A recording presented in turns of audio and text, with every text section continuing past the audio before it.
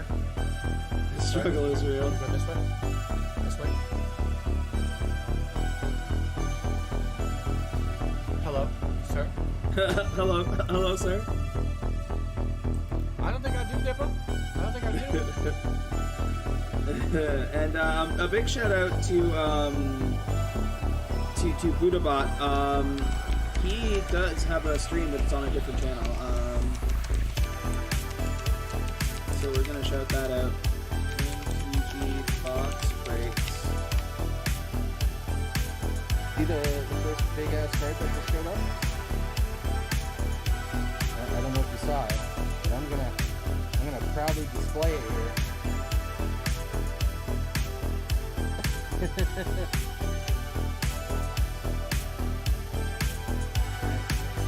Open. Into a foil calibrated blast. Old border. I like it. I love this red. Yes.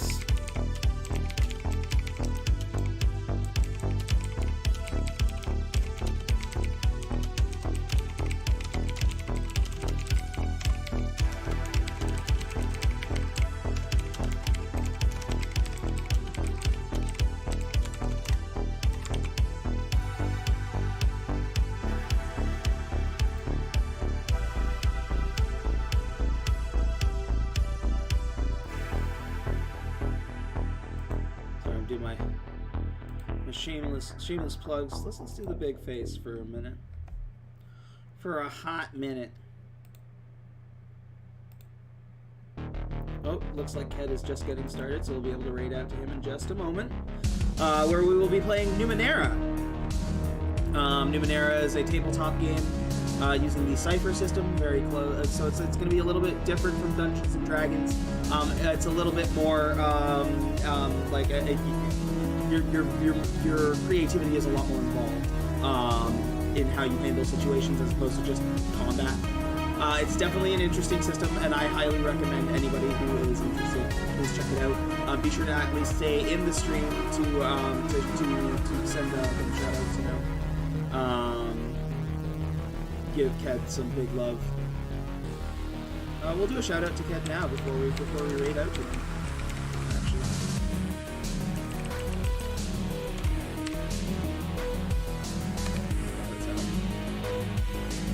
Boars, this will hurt like fucking crazy. Will they aggro immediately? Get the thing. Oh god, he's aggroing immediately! So dumb. That board is So, okay, so they're like real life boars. Got it. Got it. Oh, what a guy. Alright. There we go.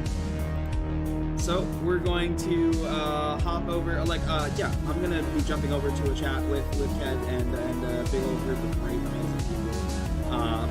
We're gonna jump over to it now. Be sure to, like I said, show lots of love. Thank you to everybody who tuned in today. Thank you to everybody who subbed, with all the gift subs. Thank you to everybody who hung around and watched me fucking die, dude. 185 goddamn squats. I love every single one of you. I hope you have a wonderful day, afternoon, evening, wherever you are. And as always, how are you players? We'll see you like literally in seconds.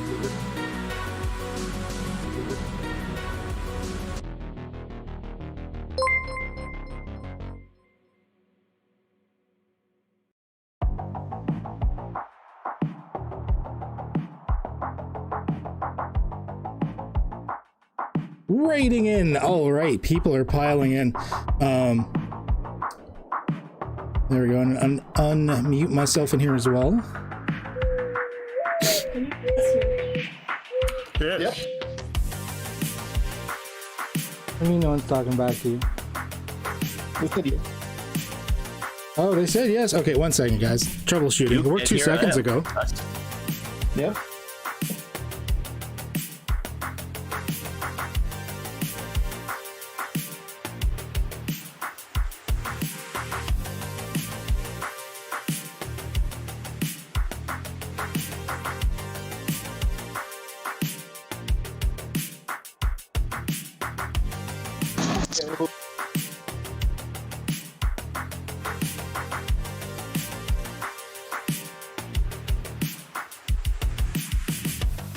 you go. There you go. Okay, all right. I think that's everything settled. Some technical issues trying to settle shit up. I think Lily was using her Discord to work out with Max.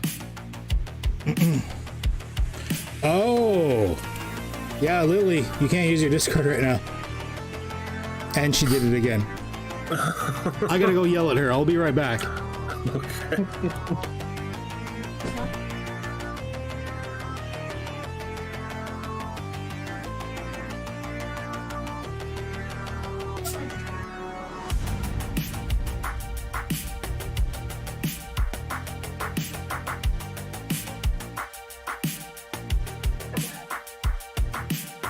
Why doesn't Charlie have her own Discord?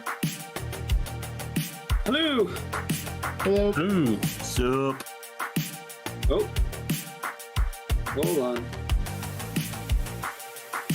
There we go. Hello. Hello. Hello. I'm here. Okay. All right. Let's see here. I'll go back to the chat. Man, the girlfriend does not want me to stream. First, she hides Kathy's headset. Sorry, she puts it away by hanging it on the backside of an open door in the bedroom. Then she keeps booting her. She doesn't want Kathy to play. That's what she doesn't. I've always been nice to her. I don't know why. I will be right back. I'm gonna go put my soup together and crawl back. Yeah, it's not 7 yet. We are just sitting here chilling in stream until we're getting ready for game. Yeah. 185 fucking squats today. Let's go. Nice. Oh. Yeah, you killed it. All right, go get your foods. It's almost time. Yeah, I'm just jumping into the server, so that's loaded. I'll be back. Looking at all the nice character pictures up there. Checking out seeing our two shirtless dudes there. Yeah, well, Tells me they're going to be good friends. we'll show everybody the main screen. I mean, technically, I'm not wearing a shirt either. So I don't have a talkie talk thing for Kathy yet. But I got one for, I think, everybody else. Hockey. Yeah, on the stream, I've got like little things that light up when you talk. Kathy's is the only one I didn't have set up yet. I forgot I didn't have one for her before. Because last time I used them with you guys, it was a different setup. She didn't need one. She was just speaking through my microphone anyways.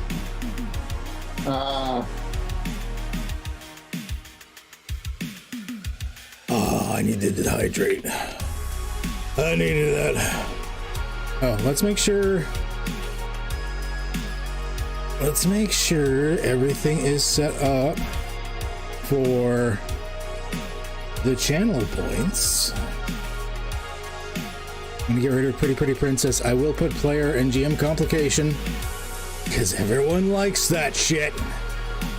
No one redeem it yet because we haven't started playing.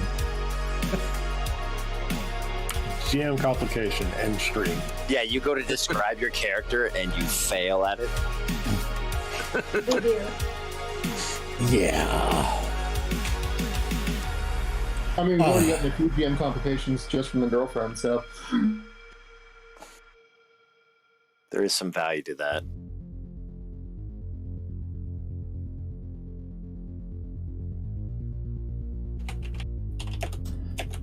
I have arrived. Hello. Hey, We're almost all ready.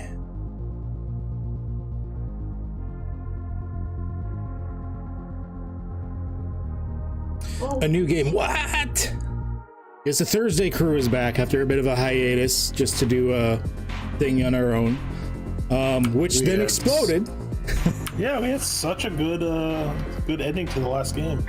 Actually, I didn't mind it. It was actually kind of fun. I didn't mind the chaos. It's one of the most unexpected TPKs I've ever had in a campaign. So, Not TPK. okay, maybe not a TPK. Well, maybe TCK, total campaign kill. Party died. Yeah. Like that. Story time. They had a unknown originally terrorist that was they had rescued, and then they found out he was a mass terrorist that, due to time shenanigans, was just being brought back like 100 years after this horrendous thing that killed thousands of people. And the group was rather split on how to deal with said terrorist. And yeah. Flannery died due to heartthrob. What? That's what it's a loud noise it says in the chat. Oh, I should put this music down a bit. It's probably too loud for what we're doing. Oof.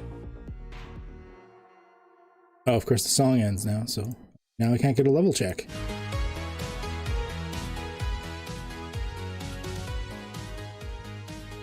There we go.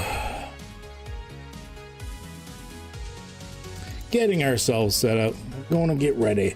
So for anyone tuning in the background that is new to this stuff, we are not playing Dungeons and Dragons. It is like Dungeons and Dragons, if you have heard of such things.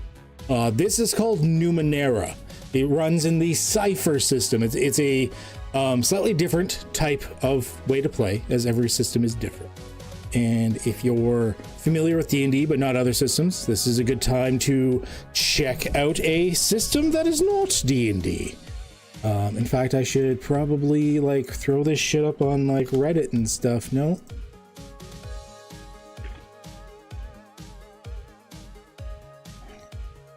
Are you sure you want to subject yourself to Reddit? Let's see. Here we are. Numenera. Oh no, let's do it on the Cypher one first. Because there's always people in the Cypher area I'm actually one of the more like suggested, I guess, YouTube channels. People are always asking the Cypher system areas like, hey, are there any examples of live play? And people keep linking me, so I really like that. So, and I think we're allowed to, yeah, we're allowed to post our own shit.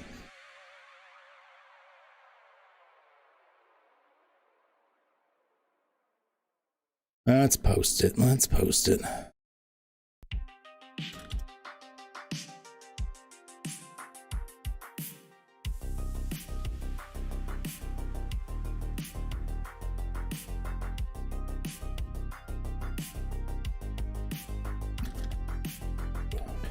Actually, how do I unequip?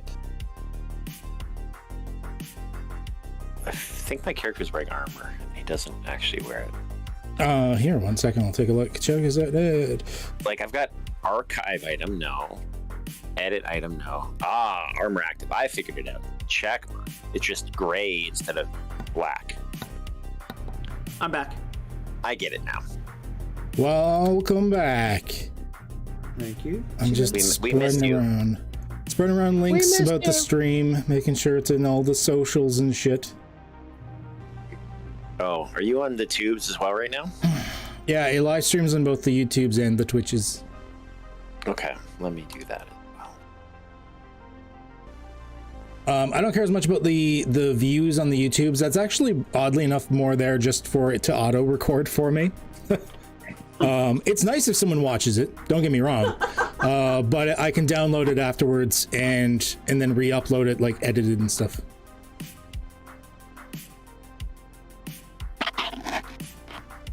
Oh. Views are views. Views are views. Yeah, more people in the channel. I will fucking take it. All right, it is nearing the beginning of Numenera. So this is new territory. I've never run Numenera. None of us have ever played in Numenera. We know about the rule. I've been reading for the past like month and a half.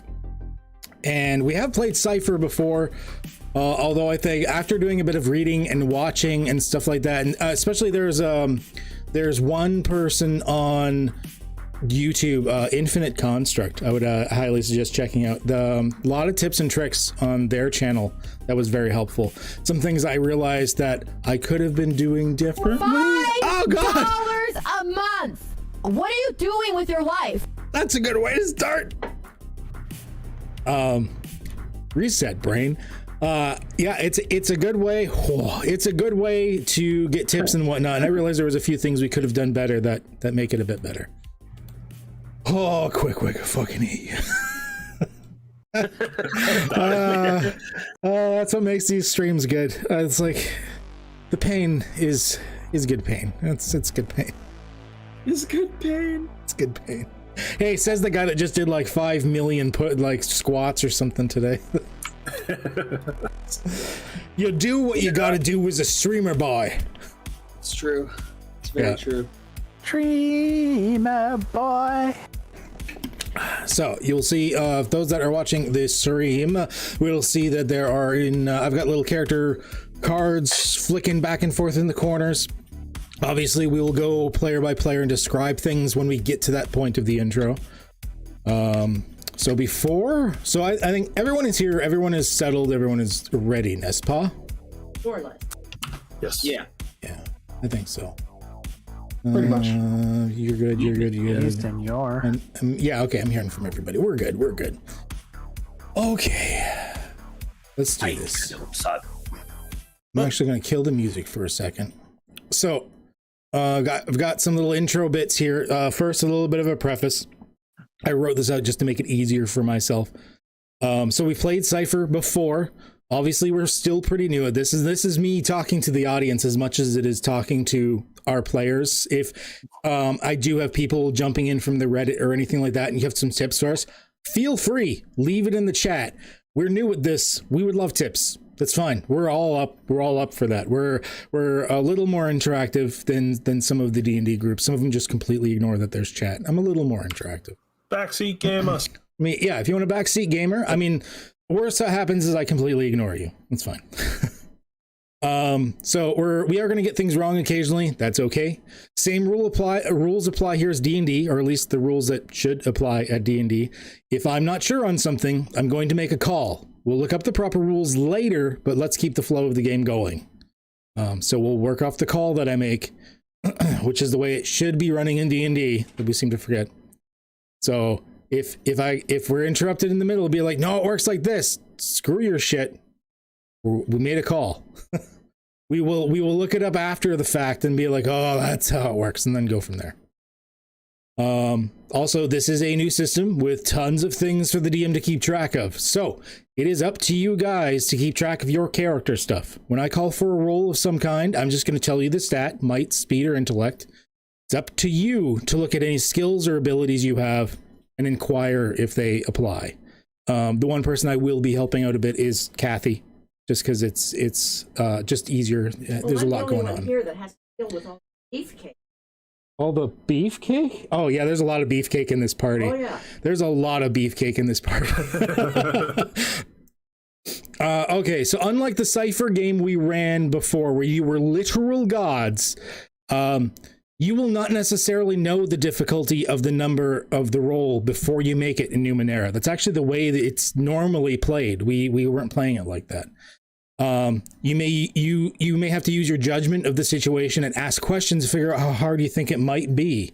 This makes applying effort and abilities a little bit more of an intuitive, creative decision on when you want to do it, rather than just a mathematical tactic, which is, I realize now, why they usually obscure it.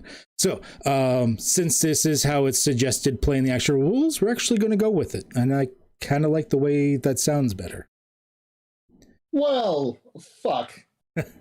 Yeah, it makes sense. It is supposed to be more of a narrative system, right? So instead of just like always knowing the rules and being able to crunch it super well, you kind of have to use your judgment on when you want to be applying like effort and stuff like this, which I kind of like that. I think it's neat. Very much like Numenera, take comfort in the fact that you know nothing and everything is magic. Yes, that is I like that. My kind of game. Yeah, there you go. You know nothing. I mean, none of us know anything at this point. It's all good. So before I get into our intro, let you know where you are and what you're doing. Do any of my players have any questions for me before we get in it? I had a question, more a clarification. Since we all know a bit or thing about various weapons, especially of the medieval variety. Long swords. Are we going with the ubiquitous long sword term, or do we prefer the the broadsword term as it is listed in the Numenera examples? I leave that completely up to you. Mechanically, all that matters is it's a light, medium, or heavy weapon. I mean, even in real history, the term longsword had been reflavored and reused many different times. In fact, there's been times in history where a long sword and a short sword was actually just the term for how you held the sword, not the actual design of the sword. Whether you were short hafting or long hafting or anything like that. So I leave it up to you.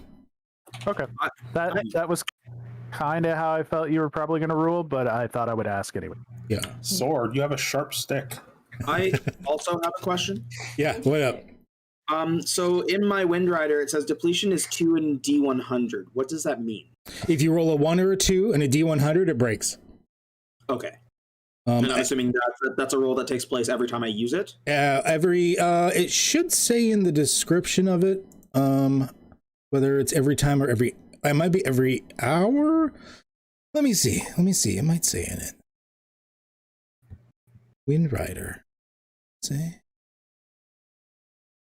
It doesn't say. So I would say every time you activate it, like whether, because if you take off, that's the most likely time that it's going to get damaged, right? So even if you're flying for 5 hours, it would still only be the one activation. Okay. I mean, you'd think it would be damaged the most when you try to land it. I mean, it's once per activation. It still makes sense at one point.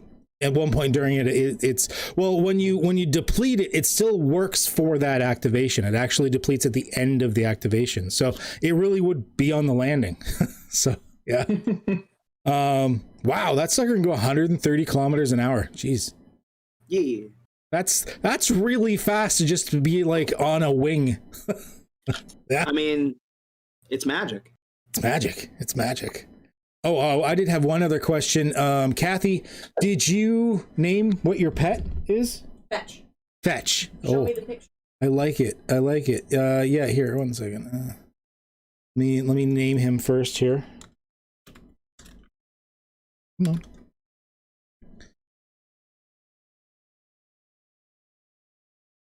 There we go. Oh my. Oh, he's cute. I love him. Now you have a baby version of one of these things. Okay, is that skin? That looks like a baby version of one of those things. Yeah. Believe it or not, that sucker is almost shoulder height. It's like, think of it as almost like a big toothy rubbery frog thing, but with like these like chitinous horns or something coming off of it. Those aren't feathers. Those aren't feathers. No, those are like some sort of chitinous plates. Yeah, it's like a rubbery, leathery skin. Are these things common? What's that, Ken? Does he respond the same way a dog? Yeah, he's totally trained. You've got him trained. They can eat just about anything. Oh, so omnivorous. Yeah, they'll eat just about anything. Are they common? Are they common? Yeah.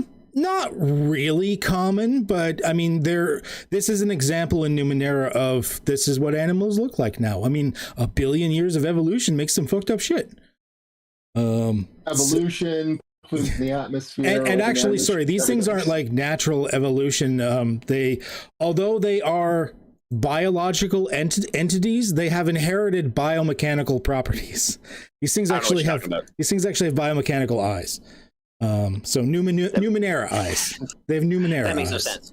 Yeah, I don't understand. Numenera is the word that everyone has for super science because they don't know it's super science. It's magic. So that Numenera is the catch-all word for super science stuff, basically. All right. So, okay. Do you think we could maybe quickly identify then, like, things we would see on a day-to-day basis, like the equivalent of a horse or a cow? Do you think we could cover that? Okay. Yeah. We can do that.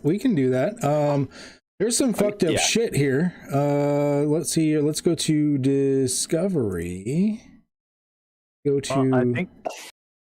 I don't know about the actual Numenera official, but we know for a fact that in our area, we know a standard pack beast / riding animal that we Yes. see on a regular basis. What did you guys call it again? Because it kind of looked like a chocobo or something, right? Yeah. They're chocobos. Boca choke? They're boca Yeah, chokes. Yeah, boca chokes. Yeah, we Boca don't want to get chokes. patent pending. I had a couple of them already programmed in. So, like, here's an example of a wild creature that you may come across at some point called a Broken Hound. Oh my god, it's adorable. It's alive, even though it looks weird. It's just its head has almost like an exoskeleton plating to it, and it's sort of bird-like in some way.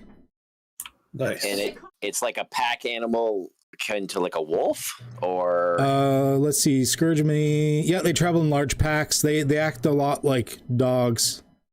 It's a bird dog. It's a vulture dog. Yeah, it's a vulture dog, basically. as long as it's not a boat dog, I'm happy. They tend to travel in packs of 4 to 6. They tend to concentrate on one foe. So, I mean, these are the types of things that you would have heard of. For example, let me see if I can find something Are else. they carrion eaters? Carrion eaters. Here's a creature that's a mount type of creature called an anine. It's pretty big. It's a featherless chocobo. Now, of course, we can use modern terminology, like the categories of animals still relatively true, like a bird is a bird, a canine, pack animal. We can describe things as such, even though there's like fantastical, strange animals compared to what we're used to. It looks like an AT-AT if it was a living creature. Here, you might have heard rumors about this tough thing in the certain like northern lands to you. This is called a crag worm. You would easily fit inside its mouth. It is a very large thing. Yeah, that was my next question. Can we get a banana for scale? The banana would be, just a fraction of the size of one of the teeth. The ornament on its back, are those actual jewels? I think those are eyes. Oh! Yep. Yeah, I think it's eyes. The Numenera must flow. Numenera must flow. Basically. So that, guys, that'll kind of get you to that. Other than that, to catch everyone up on the day-to-day and how society works is you generally have the understanding of sort of a medieval level of understanding and how the world works. You don't quite get everything. A lot of the 1 billion years and multiple societies that have come before you, almost none of which were human, that have shaped Earth, shaped the solar system, possibly shaped the universe. You don't know any of that. All you know is that there's this leftover weird supernatural bullshit you have no idea how to describe or how it works. You call them Numenera because that's the catch-all term for bullshit we don't know how it works. But other than that, like, the vast majority of the populace are like the equivalent of cabbage farmers that live on little villages that don't see new people for sometimes months, years at a time. It's you've got kings, you've got feudal lords. It's very much humanity has only been around for, history has only been around for about 1,000 years at this point. You don't really know much of anything. And humanity itself, do you think you've done pretty good? You're like, oh yeah, we've carved out a good large pocket. And you don't realize humanity is only spread out to one tiny area of the supercontinent that is on Earth. Humanity is really only just begun to explore everything that is on Earth. And there is a lot of things to go through. On top of all the other fantastical elements, when you are 1 billion years in the future, people have discovered all sorts of things, interdimensional travel, time travel, everything like this. All of it to you, it's magic. Sufficiently advanced technology and all that stuff. That is where we are starting with Numenera. Any other questions before we get into it? Think that's good? Yes. Would you like 200 more bits? Oh God. Headphones off. Yeah. All right. No. I'm going to do the intro.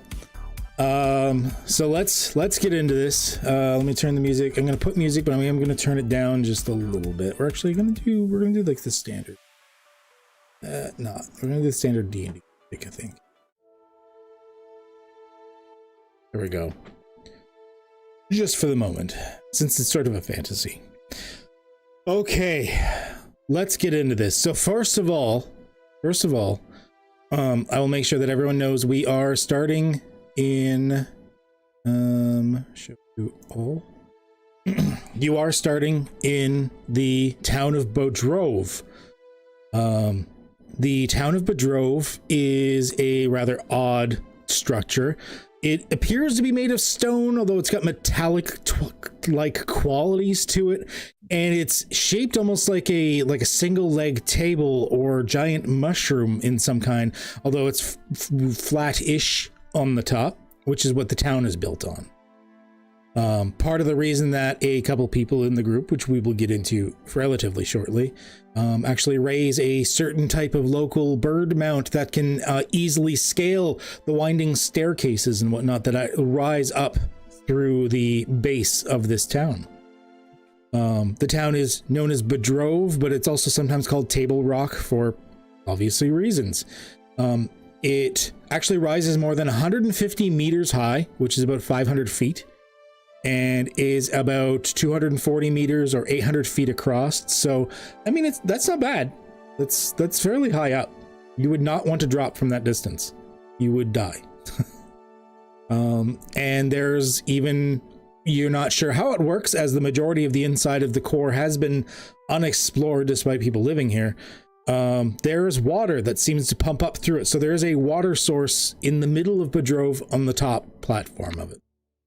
Which is why people are able to live up there. There's even dirt and stuff. There's even like small, I wouldn't say full farming, but there's little small garden plots and some trees and stuff and everything up there. It's almost like there's a few little small hills and whatnot. And then a nice little, there's like a palace or a keep of some kind that was built there that nobody lives in.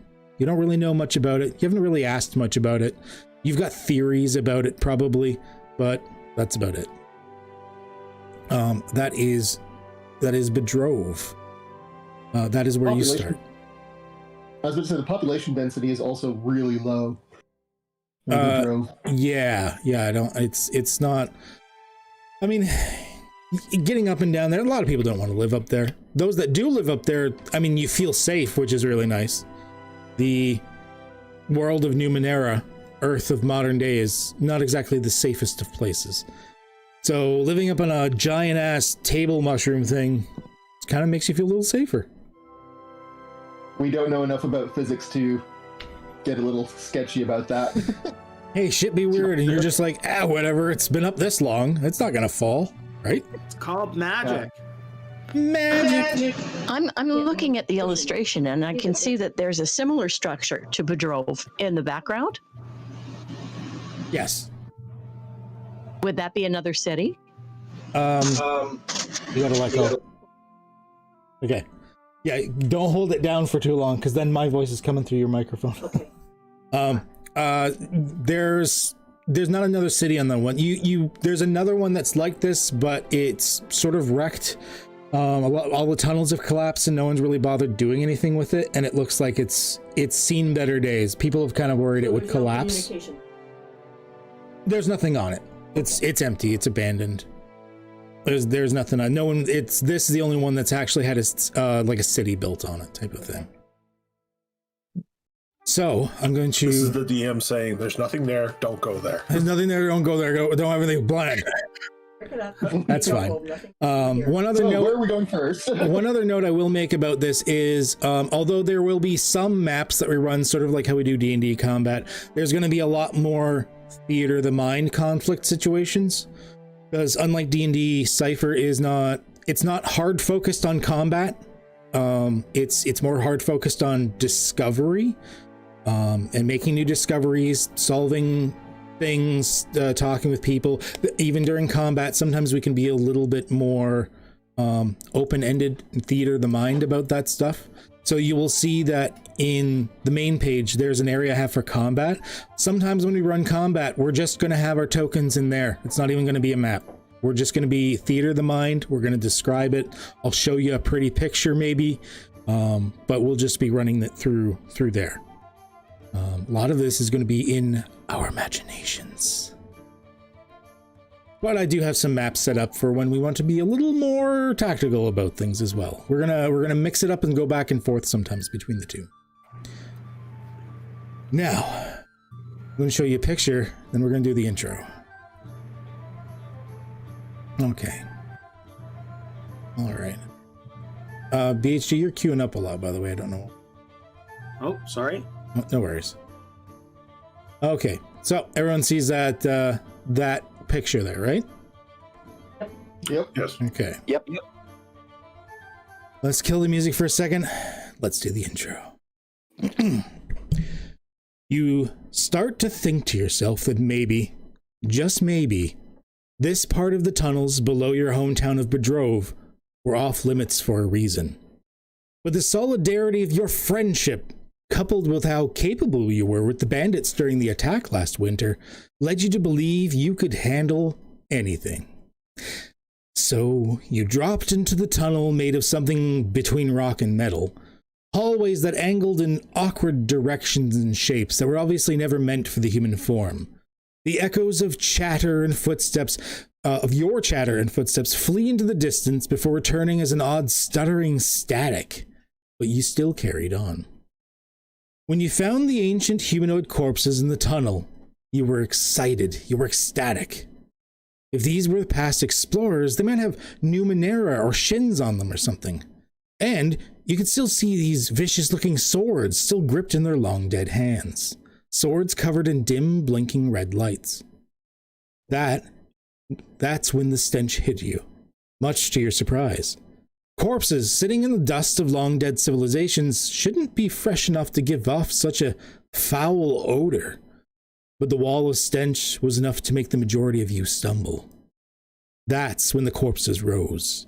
Walking dead, holding glittering blades, the decayed flesh grotesquely pulsing with strange silvery veins and protuberances like short mirrored spikes. With a crackle of lightning, the face of one in the back is lit up for just a moment. Its red glowing eyes staring into your very soul as you hear the words, Unda Sendar Akum. You begin to flee from the unknown evil, but the tunnels feel almost like they've changed or shifted. Your way out, lost and confused in the chaos. The soldiers of the decay hot on your heels, their moans and screams echoing in the empty alien labyrinth. The quick thuds of their footsteps betray their surprising speed and agility. Welcome to the Ninth World. Now, we're going to get some music here. We're going to throw everyone in, and we're going to start with a little bit of action right off the bat. I should have worn my brown pants. Always love a good in media res. In medias res, that's right. I'm still going to do a thing afterwards where you get to get a little more in depth on a day-to-day thing, but we'd start with a little bit just to help roll some dice and get into the habit of it and stuff. And then you're also going to have your pet fetch. There we go. And then fetches, because he's an NPC, he actually has a health bar. You guys don't have health bars because you don't have health. Okay, let's add you all in. Oh, my button didn't work. Why?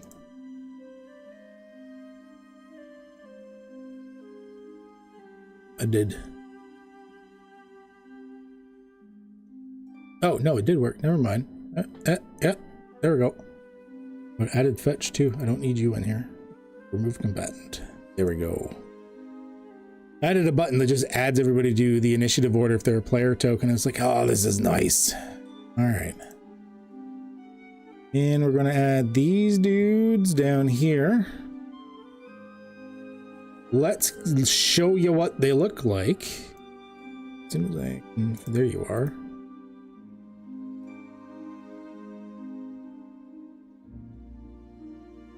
Oh my. It's the Night King. So they look like ancient rotting corpses, but then they have these weird metallic things running through them and coming out as spikes and such. almost looks like the metallic bits have grown out of them. And they all have these like these fancy looking swords, basically. Excellent, excellent. Okay, let's switch up the music to... Let's do this. All right, we'll add them to combat. One of my ciphers is a universal translation thing. And I wonder if I can use it to decipher what the Skeletor said. On your turn, you could certainly try that if you wanted. We're just we're gonna get ourselves into this, and we're just gonna get ourselves ready. I'm just gonna roll for everything right now, just to get into the flow of things as we move into this. I'm trying to be fluid with the combats for this, if I can. Hopefully, in the future, if I run it just right, we'll never really know whether we're in combat or in another conflict or not. It's just gonna kind of meld together, I hope. I'm going to try and do it so there's less of an abrupt change. Okay, so as we begin these things, actually should be at a long distance, not very long. Hawk, you are the first one to react. You guys have been, until now, you decided, like, this is your first big weird thing that you've run across, and you initially had attempted to flee, but then things got confused and turned around, and you realized that you could still attempt to flee through the labyrinthian maze, or you could turn around and fight. It is up to you. You can even try to socialize if you find a way. It's Numenera. You always have all sorts of choices. Hawk, you are the first one to react. Oh, sorry, before I really start, I should give an option to anybody. Does anyone want to apply a level of effort from your speed to try and increase your initiative? Because that is a rule you're allowed to do. Yeah, I would like to do that. Okay. So, oh yeah, Horatio, you're right down there. So that will cost you 3 points from your speed pool, but it will up your thing by 3.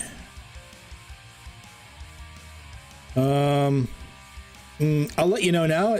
All it did was bump you up above Flannery. It didn't actually do much. Oh, I didn't notice that number there at the end. I just thought it would move me up 3 spots. No, it moves you up by 3, and you were at a 1. I just realized. Oh, I didn't. Well, whatever. You know, go ahead and take the points back. We're just getting used to this. Yeah, it's not worth it, and you can't apply multiple levels of effort yet. All right. I don't care either way, but okay. Yeah, it really wouldn't affect anybody. Let's just get into this. Hawk, you're the first to react. What are you going to do? Well, boy, they're uglier than things we're used to fighting, but, well, anybody else got any better ideas? As I step forward, drawing my less pretty sword and stepping between, you know, imposing myself between the group and these things, most particularly my little sister. Okay. So you're just, are you staying in the where you are in like that immediate distance? Yes, I'm staying at the immediate distance. I'm not the brains of this group. I know that in particular, my little sister is much smarter than I am, and I'm good at hitting things, but sometimes you don't need to hit things. So until they come to hit us, I'm not bothering. Okay. All right. So you're just standing there defending at the moment? Yes. Okay. So what I'll do... Good plan, Hawk. What I'll do is the first person that gets attacked, their defense roll is going to be eased by 1 as you are assisting in the defense of them. Cool. Either that or there's other things we can do as well. We can look up... we'll look it up afterwards. There's ways to like step in the way of attacks and stuff like that. We'll get into the nitty-gritty as we go. And that... Yeah, that's me. Go ahead and end it when you can. Charlie, you're the next to react. So you see Hawk step up at the ready, getting ready to defend yourselves as these things come in, speaking this cryptic ancient language. What are you doing? Charlie's gonna look at Horatio and Lance, who almost obviously did something to start this, and go, I told you not to touch that! She is going to put on the Eagle Eye Cipher. Okay. And she's going to fire her tech bow at one of these Walking Dead. Alright, so you're going to consume the Eagle Eye Cipher, so now you've got, like, supervision. Alright, sounds like a plan. Do I have to roll a dice for that one? Does the level really matter? The bow? You're rolling the tech bow, right? Yeah. Well, no, for the Eagle Eyes, because it says it's 1 hour per cipher level. Oh, yeah. No, it should already have a cipher level on it. That rolls when you first get it. You have a level 3, so it's 3 hours. Oh, okay. Nice. So yeah, you can remove that from your character sheet or just flag it as being used for now. It'll free up a slot when you're done. And for the next 3 hours, you can see really good. Yeah. Okay. Now let's fire. Let's try for some damage, shall we? Let's do it up.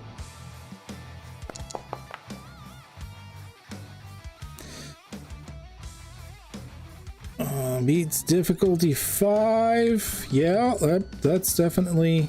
Yeah, you're good.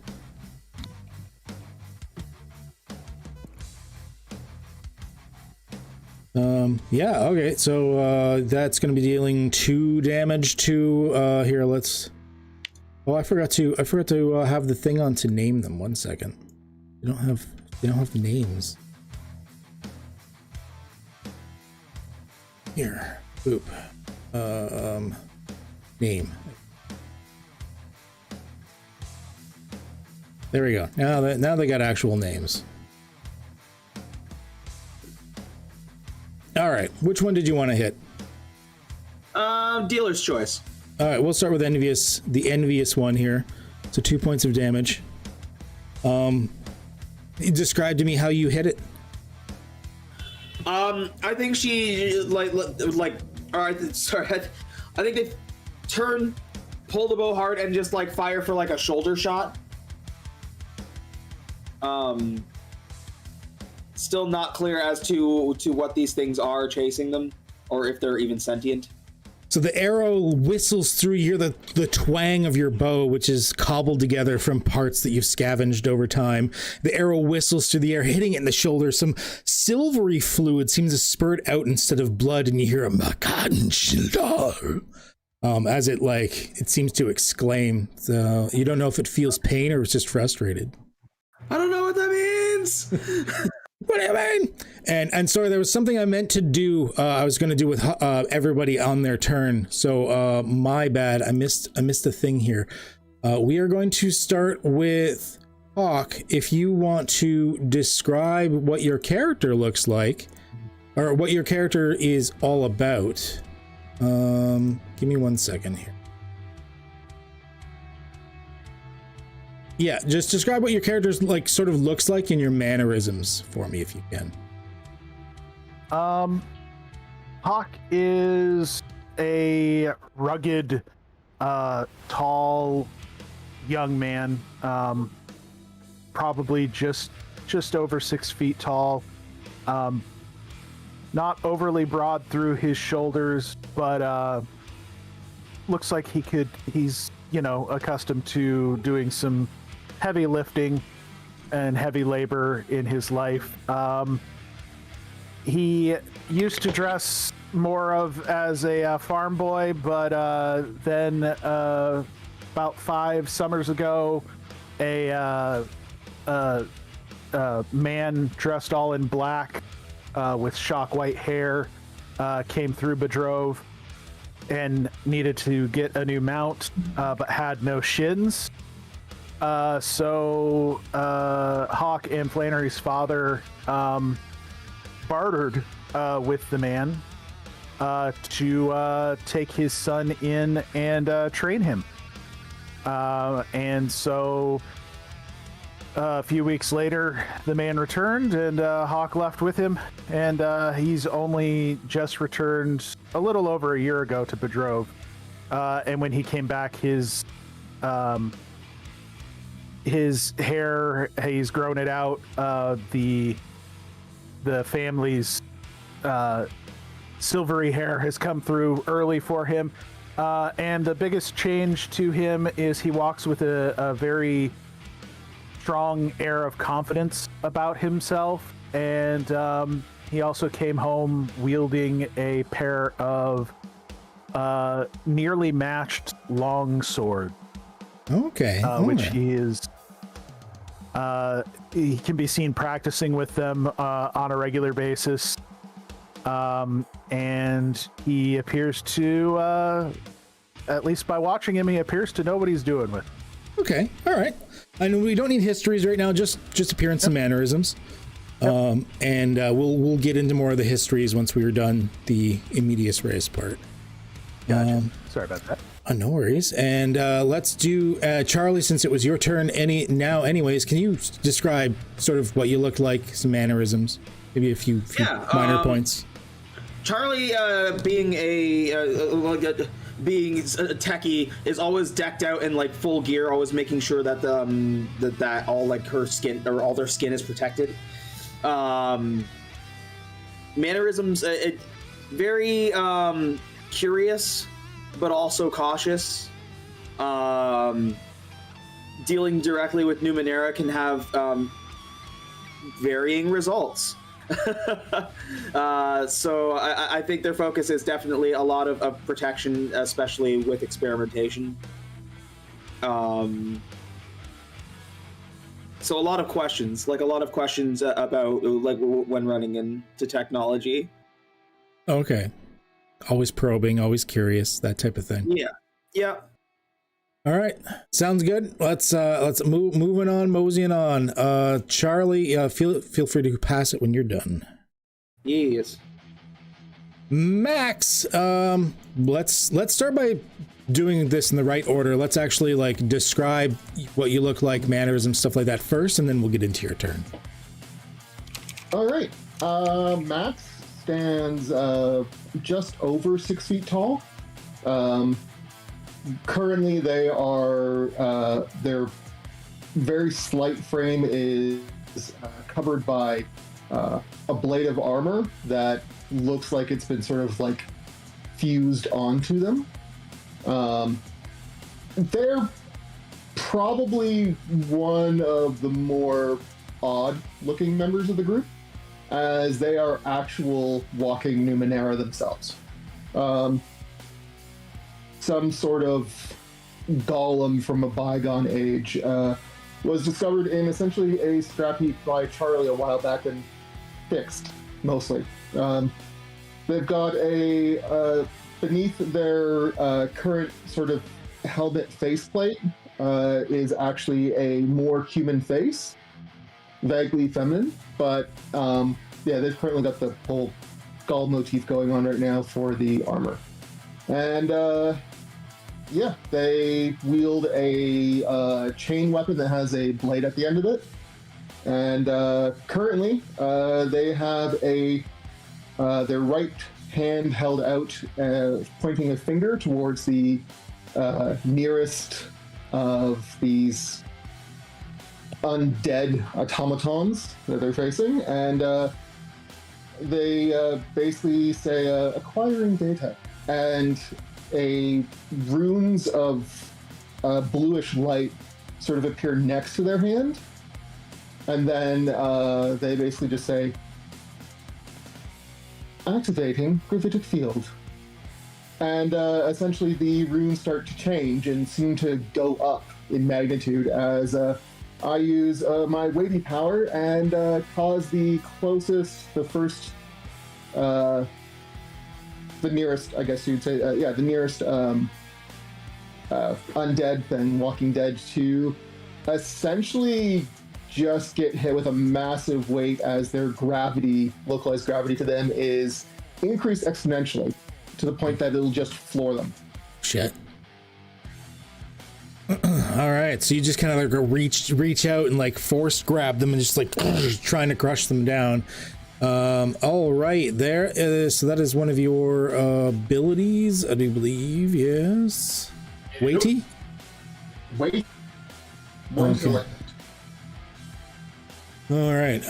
So I'm assuming you're applying your edge so that it will cost you nothing. Yep.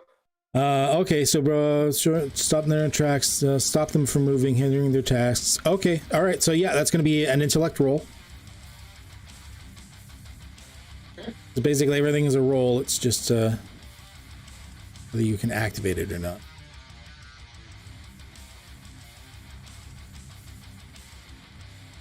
So just click the intellect roll? Yeah, just there's a little die thing beside the intellect on your character sheet. Just click that. Because there's not really a skill that's going to apply in this situation. So you wouldn't be trained or anything like that.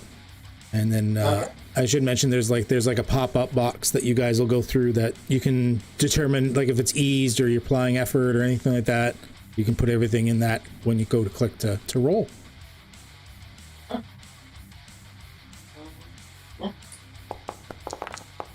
Oh fuck! Nice. It's too bad it wasn't a damaging attack.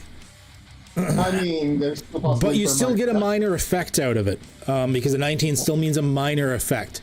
So not only are you holding this thing in place, but what do you think would be kind of a neat like minor effect? Now, normally it just holds it in place, right? Hindering any movements.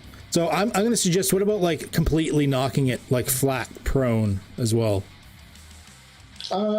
Sure. Either that or it gets knocked in such that it actually blocks the others from moving past it. Okay, so it sort of catches another one and hinders a second one as well. I'm up for that. I'll allow that. Sure. Okay.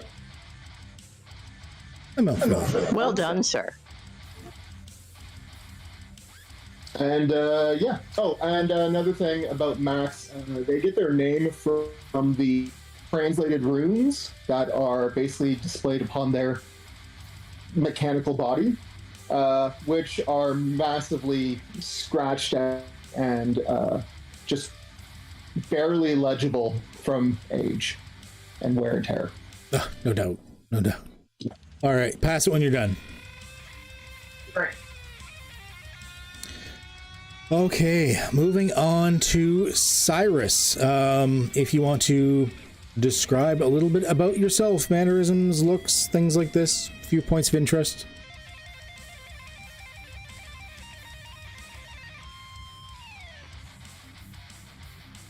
Cyrus? He's muted. Sorry, I'm muted. Bad. You guys are so bad at that. So Cyrus is a little shorter than the other ones so far. He's only about 5'6", 5'7", slender build, dark hair. Currently behind the mask that you see in the picture there. Very quiet and contemplative type most of the time. I haven't thought too much into his personality yet, unfortunately. Hey, it can grow as we go. In progress. It's going to be a work in progress for me. He's quiet and mysterious. Man, a few words. All right. And Cyrus, for this particular turn right now, give me just a second. Yeah.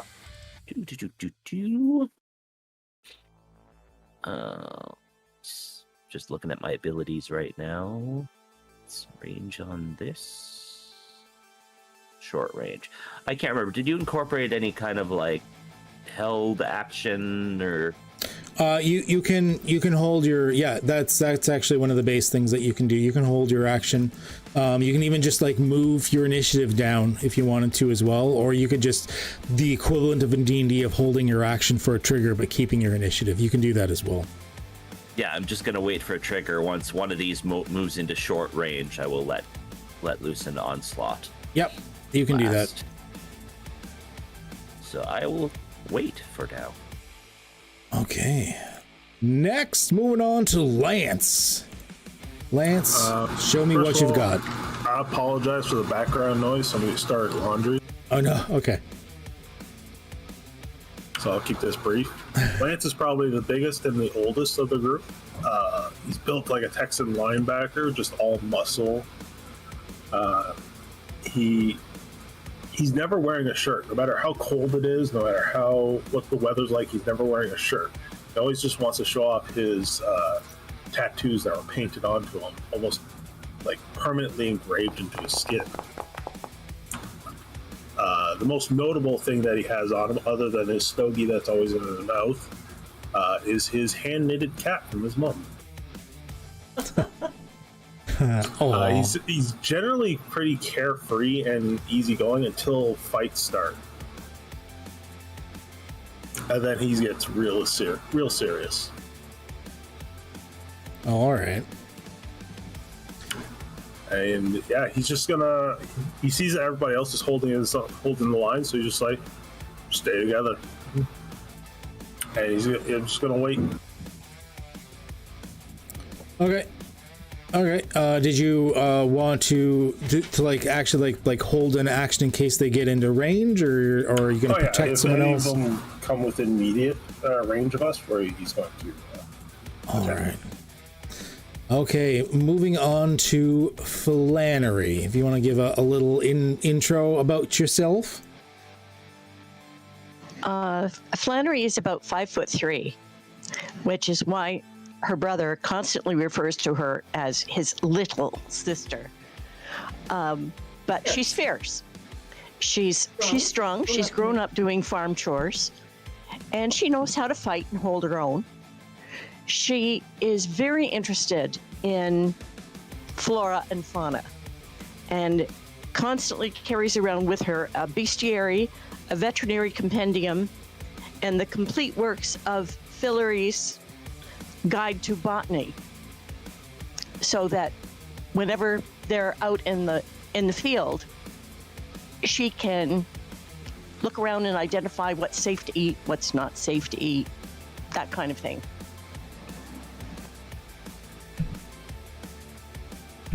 All right, and so what would Flannery like to be doing to these particular people? And remember that fetch goes on your turn as well. You can order fetch. It's not an action to do so. You can just, as during your turn, you can order fetch to go do something for yourself. Okay. Well, at the moment, fetch is at heel. He's not going anywhere, but he's alert and he's ready for action. Flannery has drawn her sword. She's ready for action, but she's also going to use her cipher to understand language and interpret what the Night King said.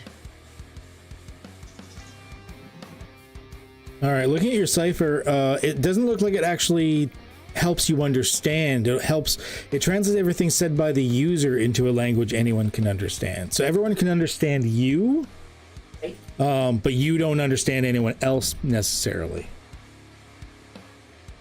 Oh. It's a universal translator for only what you say. Oh, so it's not going to work. No, unfortunately you would not understand them with this. There is a cipher that does translate what others say, but that is a different one. This one is just translating what you say. Oh, well.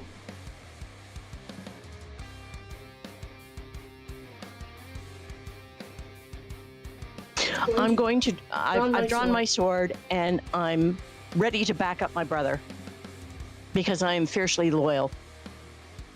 Okay. All right. So the siblings stay close together, knit side by side, and fetch is just you order fetch to stay. Okay. Heal. Got it. Okay. Moving on, and her next is our man himself, Horatio. Horatio is he's about 5'9", he's 5'10", maybe, depends on how tall he's jumping. Often he doesn't sit still, constantly doing jumping jacks, stretching his calf muscles. You see him, he rarely wears shirts as well. He's wearing what seems to be just super stretchy, shiny blue pants. Lord knows where he got them. When he was young, he kind of had a vision of the way of cool. and he's not even completely sure what the way of cool is, but he does his damnedest to live up to it, and he kind of earns his keep by hand delivering messages. He's basically a bit of a courier about the city and the town, and he's all about getting it directly to the person, not so much his keeper or his boss or some guard blocking the door. He finds ways in and hands the letter directly to the person who it's addressed to, and that is Horatio. And his turn,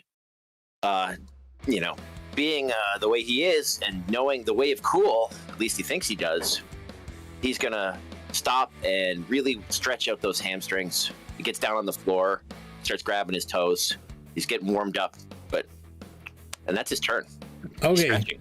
getting warmed up. Got it. And I just picture, since you live on top of like Bedrove, but there are like buildings down below, I picture you're that guy that's willing to run up and down those stairs over and over. Day long. Your ass must be so tight. Yeah, he's really, really fit. He might not be the strongest guy, but he's cut. He's got very little body fat, and he loves to exercise. He's got show muscles. Yeah, definitely show muscles. Nice. And that is Horatio's turn. I forgot to actually re-add these guys to the initiative. I just realized. Whoops. They were actually supposed to go before Flannery. Well, they're going now. All right. So we are... Where's it set to? Preppy dude. Okay. So... which one is the preppy dude? That one. So this guy is hindered. He's sort of, his buddy got like dragged almost down to one knee. He's like holding himself up with the tip of his sword jammed into the ground. The preppy one is standing next to him, and even though he wasn't directly under the field, you did such a good job at manipulating this gravitational field around them that it sucked him in a little bit, and it's like he's trying to walk forward, but it's like walking through molasses. So he just decides to do something else instead, because he's unable to get up with his super fancy sword shit. So instead, let's see here, can project. Doesn't say how they project. I guess like fucking finger guns. No, I guess it would be from the sword. They're all about the sword. So he is going to basically aims his sword out at, well, I'm going to say at Max originally, as he attempts to do something. Oh shit, they're at full health. So let's see here. What is an easy way? I'm gonna modify this a little bit. Detonation, all targets. Oh Jesus, that's a lot of rolls. Okay. All right, that's a lot of rolls. I guess we're gonna do that. I didn't realize that was an area of effect that he has. I'm gonna spread it out, and we're just gonna say it's gonna be him and like the adjacent person to him, because I don't feel like everyone having to make a roll. Max and Lance, I'm actually going to get you guys to make a speed roll for me, please. Yay, I'm good at those. It is a speed defense, so if you have training or specialization in speed defense, that will help. I am trained, actually, in speed defense. Took that as one of my abilities. There you go. Practice. Just roll it. You can apply levels of effort if you wish. But basically he points the sword, and there's some sort of little point of light that travels out and then explodes when it hits Max's area. Just as a reminder, are we able to add in speed? Does that allow us to add an effort for free as well, or not? That's what Edge does, is it basically allows you to apply things or make things cheaper for one level for free, I do believe, or well, cost one less. It would make it cost one less. So instead of costing 3 for effort, it would cost 2. Yeah, exactly. Yeah. And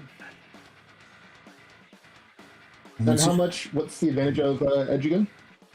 Well, if you want to apply a level of effort, it would cost you 2 points from your speed instead of 3 points from your speed. No, I'm sorry, I meant the benefit of effort.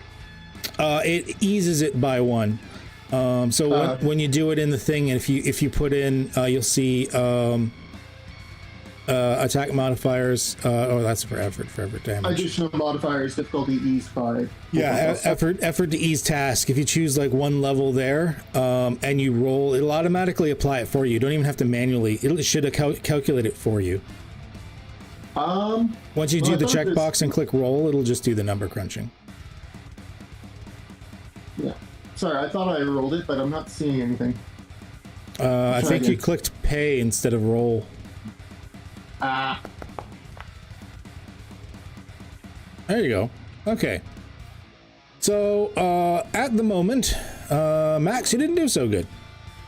Nope. Lance, you managed to sort of jump out of jump back from this explosion as it happens. However, Max, you are going to take 4 to your might. And is that affected by armor? No, this particular one is not affected by armor unless it specifically says it helps against blast or heat damage. I don't think so, because I just have light armor and my shell. Yeah, neither of those would. No, that would just be just adding onto your armor. So unfortunately, this bypasses armor. So you would take 4 might. Damage Okay. detected. Danger. These guys have. I'll be honest, I almost started off with a Danger Will Robinson reference from this combat stuff. All right, this guy's just gonna spend his turn. He's moving up. He's not gonna try and make a fancy roll and go fancy with it or anything. He's just moving up. You gotta believe it's a short distance. Then pew pew. Oh yeah, you were waiting for a short distance, not medium, weren't you? I was waiting for short. That's right. Yep. Go ahead. And the range on my onslaught. Let me see here. I'm trying to decide if I want to spend any effort from this. You know what? I'm going to. I need to spend it for some extra damage so I can nuke this boyo if I hit. That's not the greatest roll ever. Oddly enough, it still hits. These are just little guys. Difficulty 2, you do succeed, yes. So F extra damage, 7 damage. Oh shit, okay. Yeah. Oh, what did you do to this guy?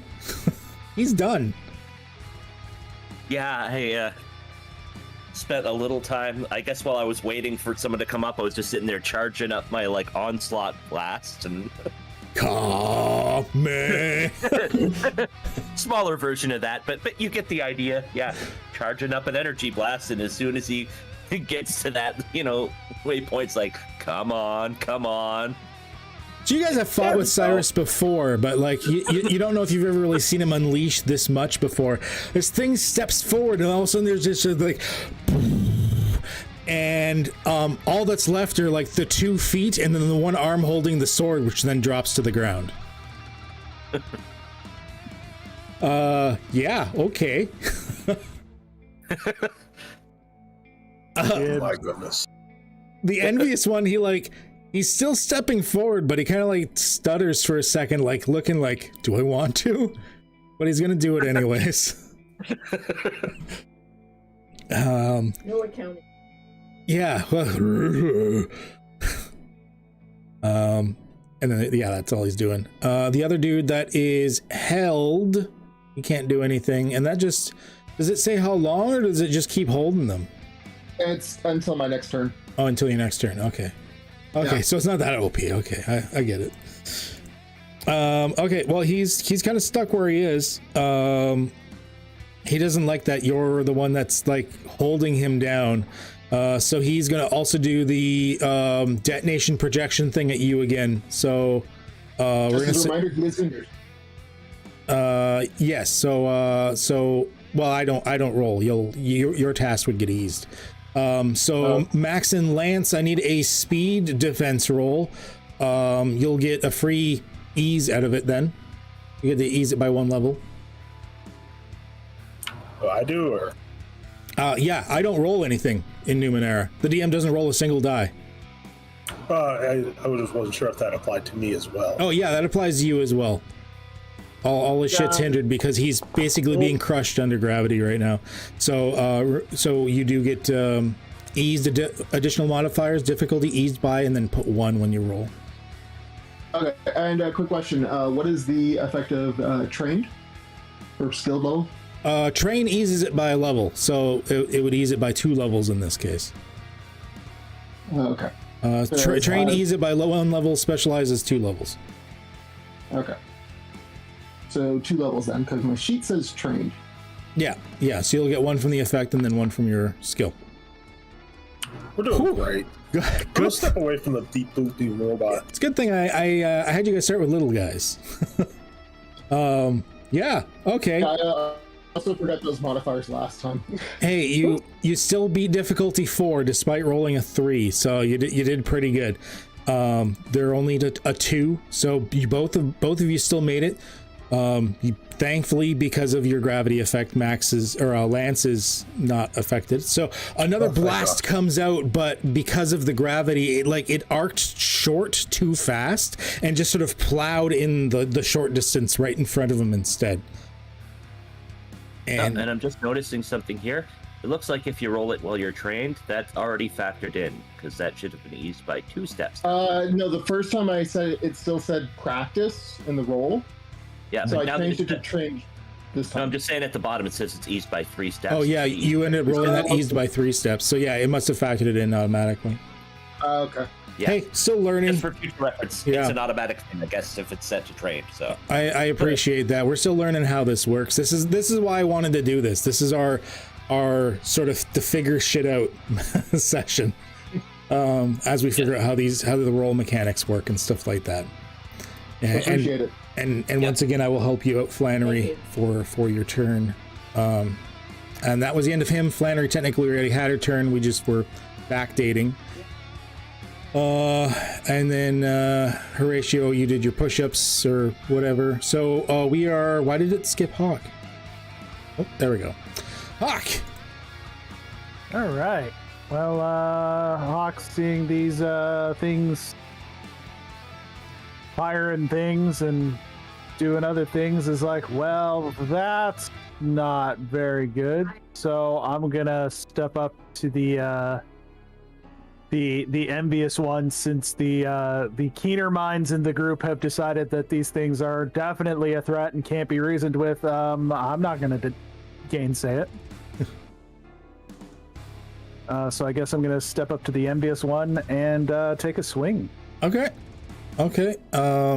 Well, do you have something that would allow you to move a short distance and take an action? Oh, right. Because right now you've got 1 action point, so you can take an action or move with that. Okay.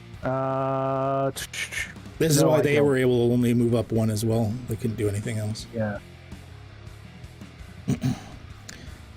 Okay. For anyone watching, that is a custom rule we're going to be doing, because normally in Cypher, which I find it very limiting, you can move a section or do an action, and I'm like, that's kind of boring.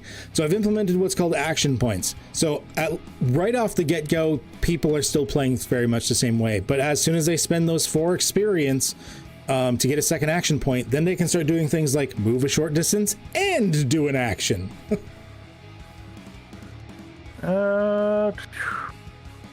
Well, then I guess I'm going to do the same thing I did last time and just wait for them to come to me, because there's no sense in going to them and possibly getting, shot in the face. I'll do the heart. All right. Hold. Yeah. All right. Pass when you're done. Charlie. Bite its finger. The one that died, these 2 closest, can I see their swords well enough to get a better feel for them? Yeah, you can see them fairly clearly. Yeah. I think I want to move up into their range and grab one from the dead guy. Okay. All right. So go ahead and you should be able to move yourself up. And then grabbing one from the dead guy. Let me open the right thing here. There we go. Intro, details. I love these advanced journal notes things. In one journal note, I not only had all the intro text, I had the icons for the creatures that I can drag out, and a list of all of the items and whether they've been assigned and who they're going to get assigned to and shit like that. Like, oh my god, this is so good. That's incredible. This is so good. So Charlie, equipment. We're going to drag one of the ancient tech swords over. Received by Charlie. One left. There we go. Hey. So you should see in your artifacts, ancient tech sword. You won't know much. You won't know all of the details of it yet. Okay. I should actually just like hide it. So it's actually going to be like unidentified artifact, but you just know it's a sword. Okay. What else can I do? I've moved. Could I try activating the sword somehow? Yeah, I would say we're running this as sort of like a weird hybrid thing, because like I find that Cypher doesn't give you a lot to do on your turn. So I'm allowing the equivalent of like object interactions as a freebie. So like going over and just picking up the sword. Your action was to move up, and then you picked up the sword. So that's really all you can do right now on this round. Okay. Because we still only have the one action point. Our action economy is a little more limited until we spend those experience points. Sure. All right. And pass it when you're done. Max. So they are no longer restrained. Max will call out, Charlie, please get back in line. You're the only one who can repair me. And I shift my pointer finger over to pointing at the which one is that one again? The Envious Walking Dead that's near Charlie, and lock him down. Okay, all right. I like that. Get back in the queue. Get back in the queue. Okay, so yeah, let's go ahead and make that roll for me there. You need to construct more pylons. Yeah. And then of course, since you've got the edge, it doesn't cost you anything to use it because it's normally only a cost of 1. And that is more than enough. Do you get him kind of stuck where he is? He's within an immediate distance of Charlie, so he could theoretically still hit Charlie, but he can't move to you guys. And he's hindered. And he's hindered. That's the other big thing. Yeah. Yeah. That's a very nice little debuff ability that Who Controls Gravity starts with. I think it's going to be super handy. Yeah. Cyrus. Well, let me see here. I could do that. You can start charging Spirit Bomb, Kaioken. I've got 1 or 2 things that are basically Spirit Bomb. Oh, God. Like I don't want to be too flashy on the first fight. Okay. I'm holding back for now. You know what? Kian-san? I mean, he already did a thing to that one. I am gonna... You know what? I'm gonna move forward to give my buddy here some backup. Okay. Yeah. I'll move up there. Yeah. Why are the supports running ahead of the tanks? Why? They'll nod at you knowingly. All right. Lance. Well, Lance is gonna run up, just gonna like get in between the squishies when the Skeletors. Okay. Getting ready just in case. Got it. He's gonna take a long drag off his stogie and just drop his walking stick, also nicknamed Pebble, onto the ground. Okay. And just like hold out his hands and be like, "Come to Papa." It's the real weapons. Okay, the preppy Walking Dead. Okay. Struts. Yeah, he's basically just moving up. They don't have any. They have the equivalent of one action point as well, so they're kind of also stuck. This guy, however, is in immediate range of some of you, so he can do something to some of you. Charlie, yeah, you were the first one to kind of move in, so he's taking up this tech sword that he has of some kind.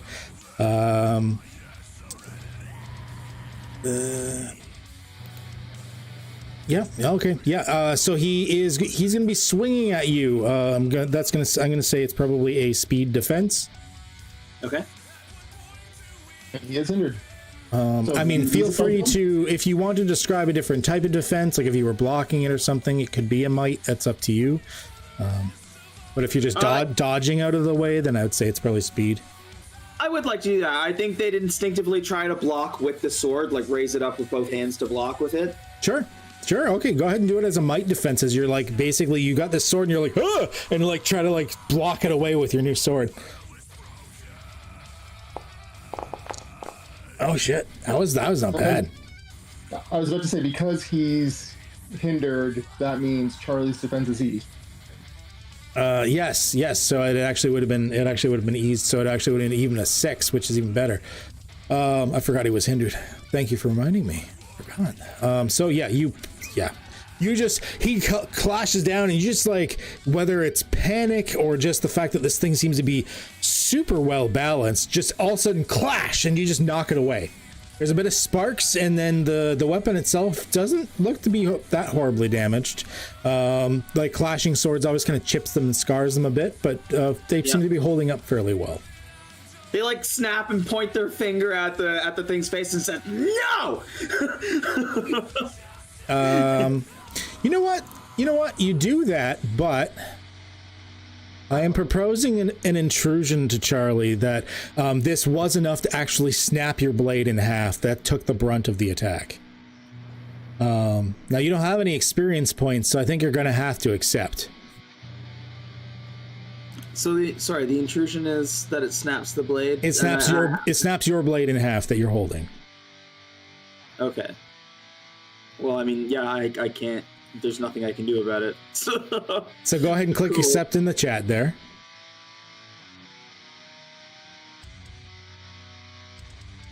Is it oh, I did it as a private GM roll. You probably didn't even see it show up. I can see it. Okay, let's try that again. Can you see that now? Yeah. There we go. So this is like the first thing I've actually done in the chat. I didn't realize. There we go. Are you able to click accept in the chat there? Yeah. Sorry. What is Brian? What's your name? Are you Cyrus? Cyrus. Yeah. Yeah. Okay. Cool. Oh, does it automatically divvy out the experience and shit? Oh, cool. Yeah. I didn't even know they did that. They really advanced the way the cipher thing works. They've added a lot. Yeah, this is cool. You can actually choose who you want to. That's nice. I like that. Yeah. All right. It's quality of life stuff. So you eat it, and then like you learn from that particular experience, being like, oh, okay, just like blocking a hard block with a sword sometimes bad for the sword. Cool. It's a good learning experience. And then why was Cyrus a good pick for this other experience point? They have been putting in work. He just made someone. We're the least beefy combatants in our group, and we're still in the shit. So that sounds good to me. All right. Hey, Cyrus got first kill in this fight, so. Yeah, you did. Okay. This guy, he's just moving up. That's all they can do. Oh, Flannery. Okay, before I said I had drawn my sword, but I've since found out I don't have one. So I have... You have a dagger, sorry, yes. Yeah, so instead of drawing my sword, I have notched my bow and arrow. Okay. And I'm going to take a shot. I have to pick one of these bozos, don't I? Yeah. Okay. You can. Like, I'm going to take a shot at Envious Walking Dead. okay. You can also, if you wanted to move up with the dagger and hit in one turn, you're one of the few people in the group I think that can do that. You actually have the ability to move and do an action all at once. Yeah, I can see that, but I don't think it's real smart to go after somebody with a dagger who's got a sword. True. You know, it's like bringing a knife to a gunfight. So I'm going to go with my bow and arrow and take a shot. Okay. Quick question actually on this. Is her attack eased because his defense would also be hindered? Because any task he does is hindered. It's any task he does? Yeah, which would include defense. Well, he doesn't do defense. You do offense or you do defense. He doesn't do anything. Okay. That's because any attempted tasks on their next turn. It's not his turn. Oh, okay. So there shouldn't have been eased tasks for attacking them before. It specifically says any attempted tasks on their next turn. Okay. Well, there wasn't any. The only thing that we've actually got these attacks on are defending against their attacks. That's true. So. That's true. Yeah. So in this case, attacks on them are not extra eased because of that. So Flannery, what I need you to do is you're going to click on the little D20 icon beside the short bow there. Oh. And then you yeah, and then it'll pop up a new little all-in-one roll box there. You see that?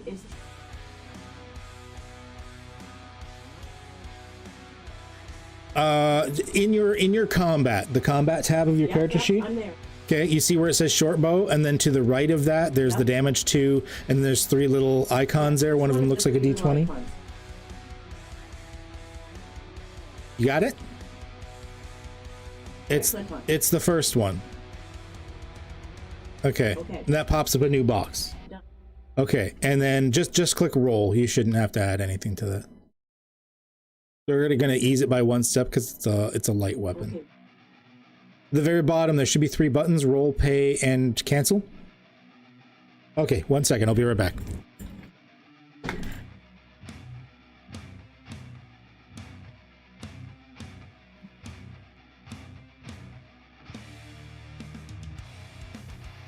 No one.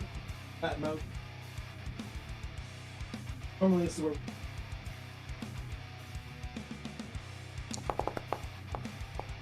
Woo! Really good. Nice. Okay. Sorry about that, Phallus. That's fine. Yeah, I think you just did a headshot. Yeah. Okay. Yeah, that was pretty good.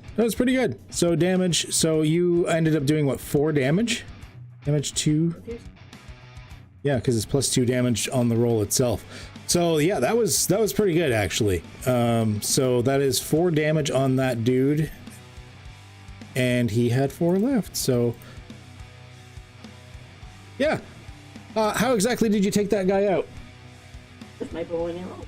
With your bow and arrow? Okay, so like arrow like straight through the eye. You just hear like as he goes down. Okay, Horatio. Oh, sorry. Were you getting fetched to do anything? You can have him move up, but he can't attack at the same time. No, he's gonna stay. Okay, he's gonna stay and guard you. That's smart. Okay, Horatio. All right, Horatio's gonna spring up and kind of do a couple high knee in place, kind of jumping jack sort of thing. Start running at full sprint, pop into a handspring, move into short range, and because I have fleet of foot, stab the commanding Walking Dead. Nice. With my rapier. Yeah, there's 2 of you that have fleet of foot. Jacks. I'm going to roll it. Well, that's a terrible roll. You still got him though. That's true. Excellent. So that's damage of 2. Rapier to the gut. Okay. And yeah, that'll do it for Horatio. So you stab in, and there's this like thin line of like silvery liquid that sort of bleeds out onto the rapier itself.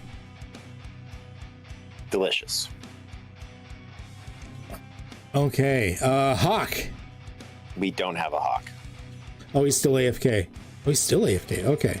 We will come back to Hawk. Charlie. I think we're actually losing Hawk for the session.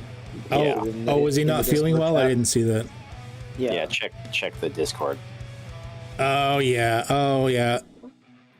He's just having tummy troubles. Okay, no worries. Hawk is staying back and just sort of guarding Flannery anyways. Charlie. Charlie's gonna run over and grab the sword from this dead thing. All right. Cool. Cool. Still keeping the broken bits from the other one. Okay. Yeah, we can do like a salvage on it later or something. See if you get a couple of parts out of it or something like that. So Yeah. we'll just keep the unidentified artifact bit in there because that's what you're going to get anyways. Yeah, and I'd like to try and fire it. You want to try and fire it? Yeah. All right. Okay. I am going to get you to do.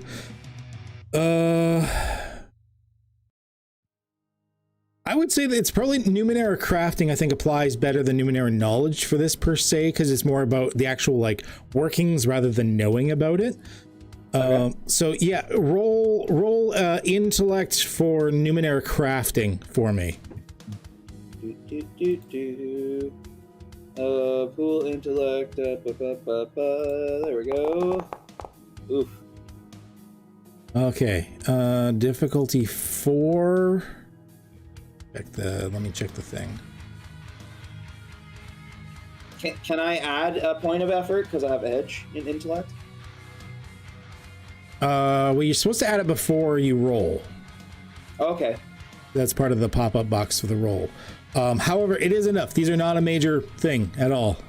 So it is enough that you would get that. You go to activate it and you realize that it's not going to work for you. There needs to be some. It looks like when you go to grab it, something in their hand interfaces with it as a power source. Oh. Okay. It looks like the explodey bit thing only works when they're using it. Okay. Time to dissect some bodies.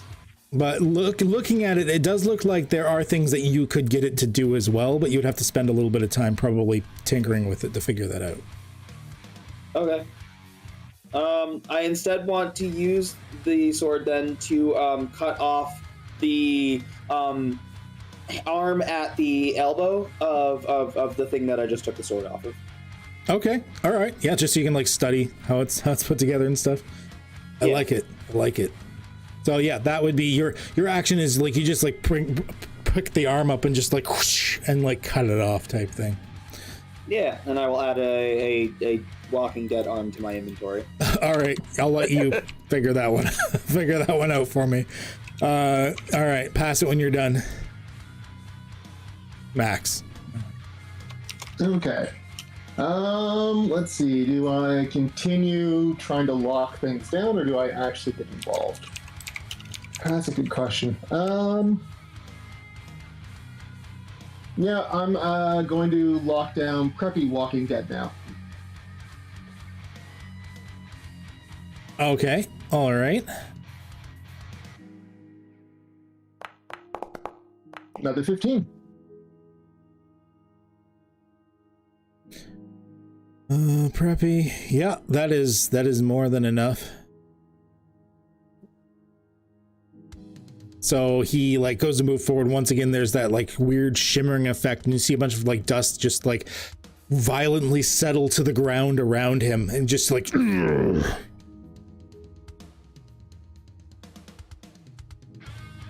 Especially with post haste, I can only lock down so many.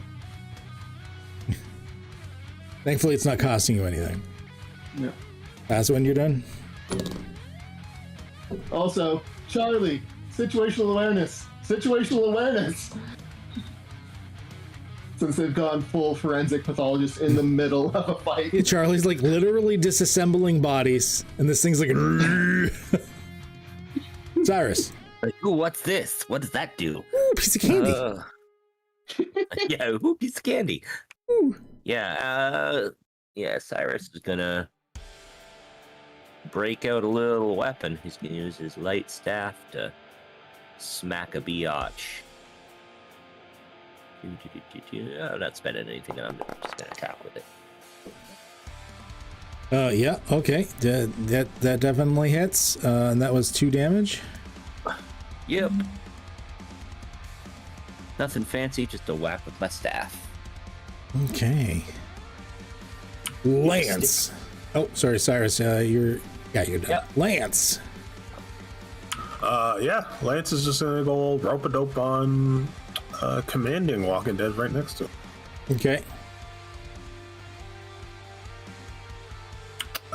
So let's see, that's might.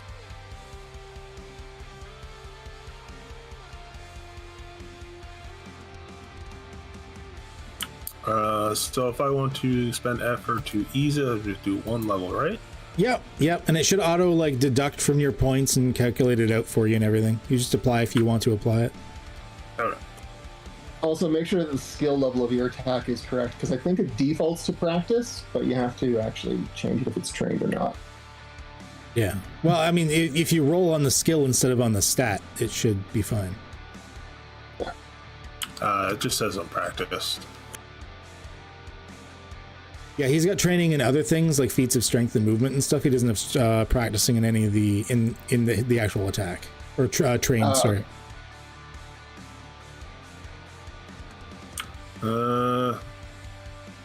Now, was I able to spend like from my might pool to make it easier, or is that what the effort does? You can apply a level of effort, which is what you would be deducting. That's what either increases. You can either apply it for damage, or you can apply it to make it easier to ease it. Okay. There should be options in there to do one of either of them. And if you apply a level of effort, it should automatically figure out, like deduct in this case, 2 points, because you do have an edge of 1 in might.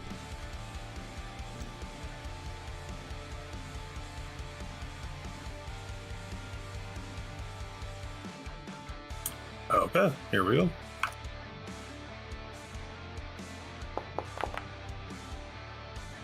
Ooh, that's chunky. 8 points. Yeah. This is on the commanding one? Yeah. Okay. Yeah, he only had 2. So, like, Lance just, like, as this thing lurches for him, he's taking a long drag on a stone, he bites down on it, reaches out, grabs it with one hand, and just starts laying his fist into its face.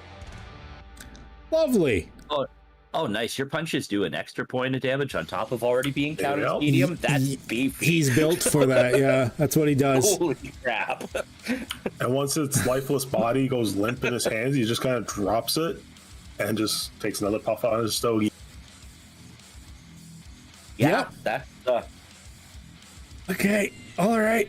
So this guy is he's hindered right now. Okay, so he is... he sees what's going on, and you hear in the back, like just sort of mumbled a little bit lower, you hear nash, and then he turns invisible. And where's the thingy? Right thingy. There we go. And he's gonna bring in. Oh, there we go. 2 more buddies. Oh, nice.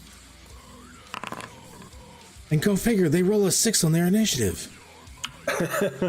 Yes, who'd have thought? Who'd have thought? It's almost like they don't have randomized initiatives. I know, it's almost like it's tied to their difficulty class.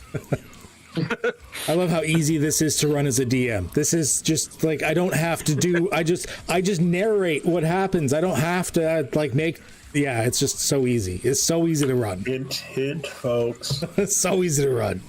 Okay. So, yeah.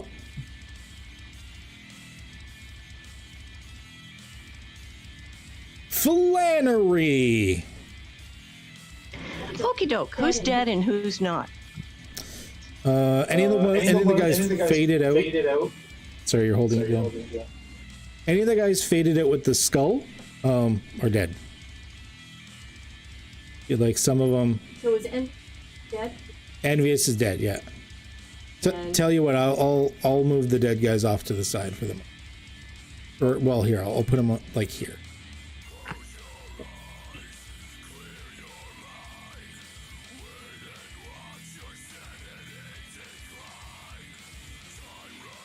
The impulsive one? Okay.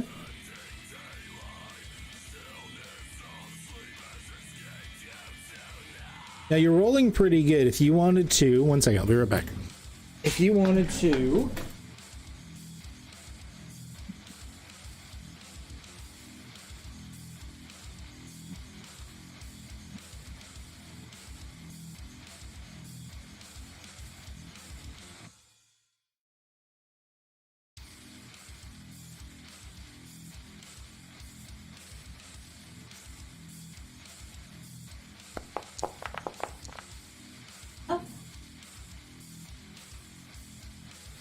That's actually really good.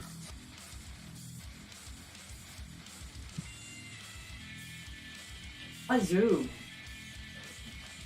5 damage with a light weapon. Holy crap.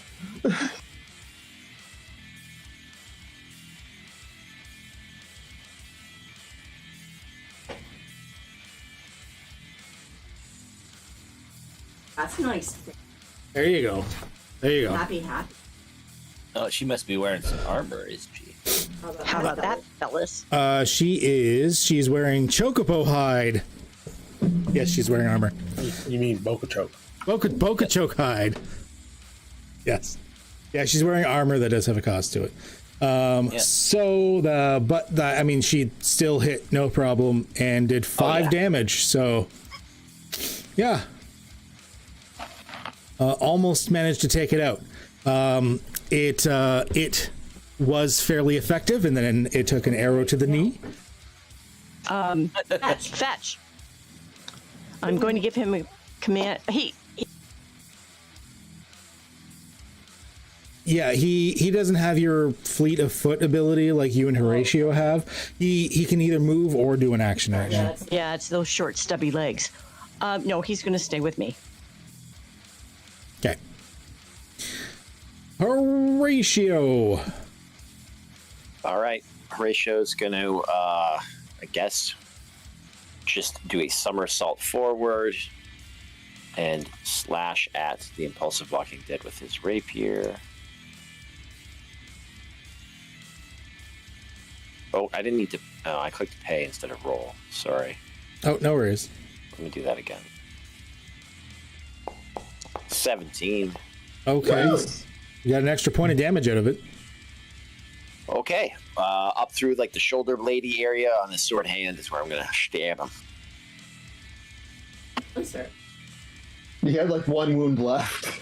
Yeah. Yep. Well, That extra plus 1 damage. Nothing like overkill.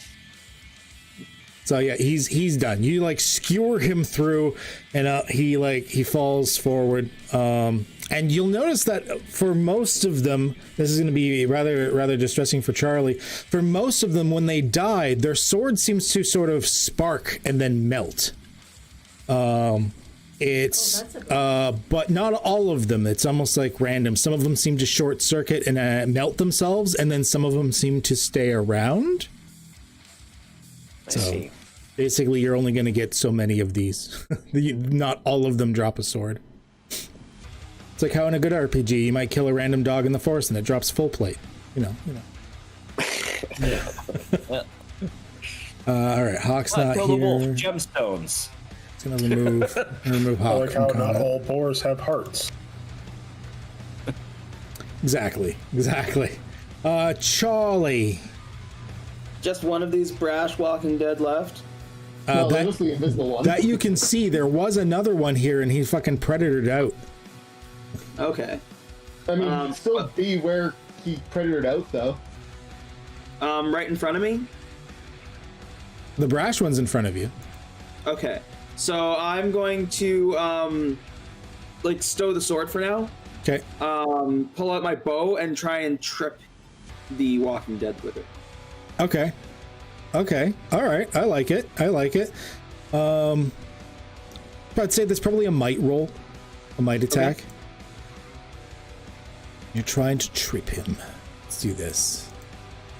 You're gonna apply any effort you want and all that usual shenanigans.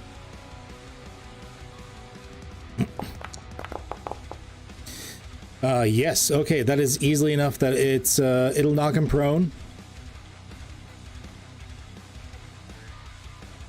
Yeah, you've knocked him down. He's gonna be super easy for people to do bad things to. I'll like lock eyes with Lance and say, "All right, big guy, go to work." Just cracks his knuckles. Oh, and I should note there's going to be some untraining I think some of us have to do coming from like especially like 5th edition and stuff. Shooting point blank in this is good, not bad. When you shoot someone point blank with a ranged weapon, you actually get eased difficulty.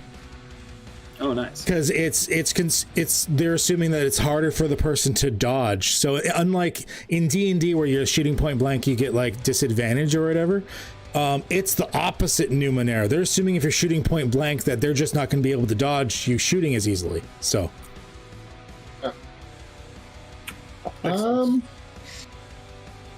All right, so I'm going to assume that even though the guy turned invisible, that he's still in the same place because I had him locked down with gravity. So I'm just going to keep on increasing the and just maintain the gravity field in that area. All right. So you've got to do the roll all over again, right? Yeah. Yep. Okay, and of course it's going to be hindered by a level because you're still trying to pinpoint exactly where he is. Yeah, and I will attempt to get rid of that by spending some edge. Okay. Sorry, spending some effort. So I will spend 2 because I have an edge of 1.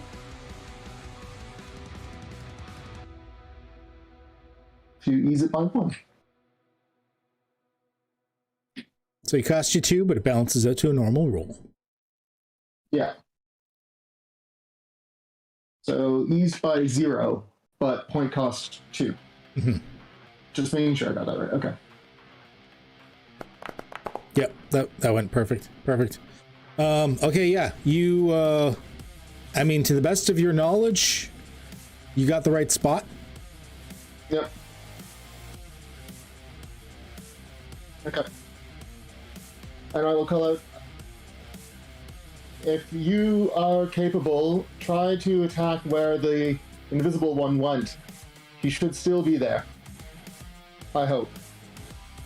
And you can see where Max is pointing because due to the gravitational field, I'm assuming there's some sort of like rippling effect in the bits of dust and dirt upon the ground that would sort of be like, gravitational waves would cause a distortion like that, right? Yeah. Imagine like we would see dust like drifting through like the sun rays and whatnot, and they just suddenly shoot down to the ground. Yeah, exactly. I mean, if there's dust, you might actually see like the laser from my pointer finger that targets it. So just bends slightly. Nice, I like it. Hey, thanks for the follow there, Sals. If there's dust around there, particulates in the air, it would. All right, pass it when you're done. Yeah. Cyrus, what you gonna do, bud? Oh, Cyrus. Well, I'm not sure where the other guy went, but we have a visible target, so I'm going to attack the visible target. With a onslaught. Do. Alright.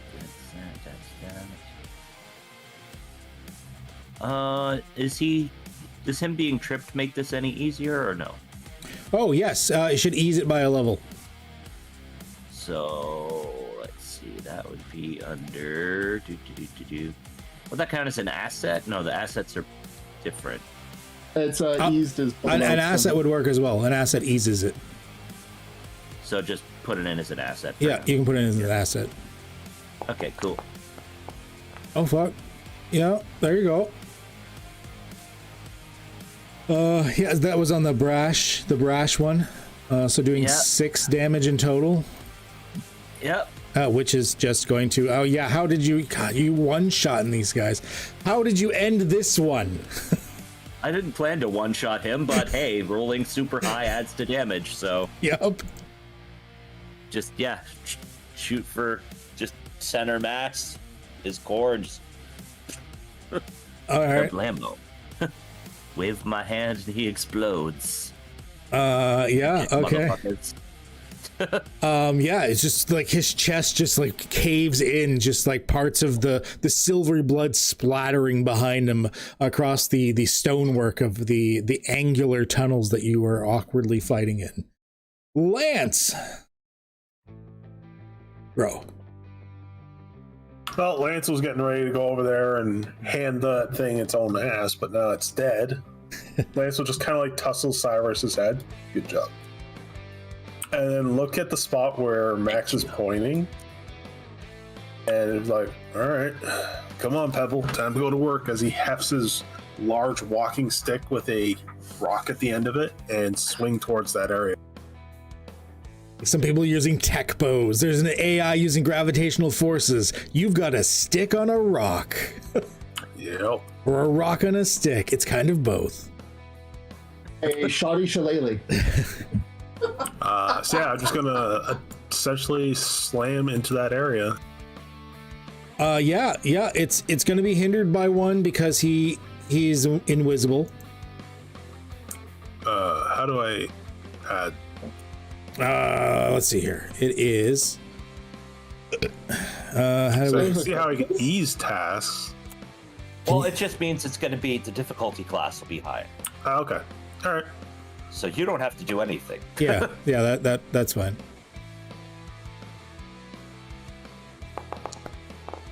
Well, maybe not. Theoretically, I think you can also put eased by -1. Because that's the way we could just math it out as well. Oh, okay. Wow. First time you guys actually missed. So you swing the area, and between the fact that he's invisible and you don't exactly know what you're hitting, and then you hit this sudden intense gravity, and you're just like, and you're like, oh. Did 10 damage to the stonework underneath. 10 damage, jeez. Fuck. Oh my god, you spent effort for extra damage. Because it's a heavy weapon that has an additional +1 damage on it. So yeah, there's just this primitive, like a rock on a stick. Just like you hear this crack and then like a splinter of this metallic rock structure underneath, and everyone's just like, what?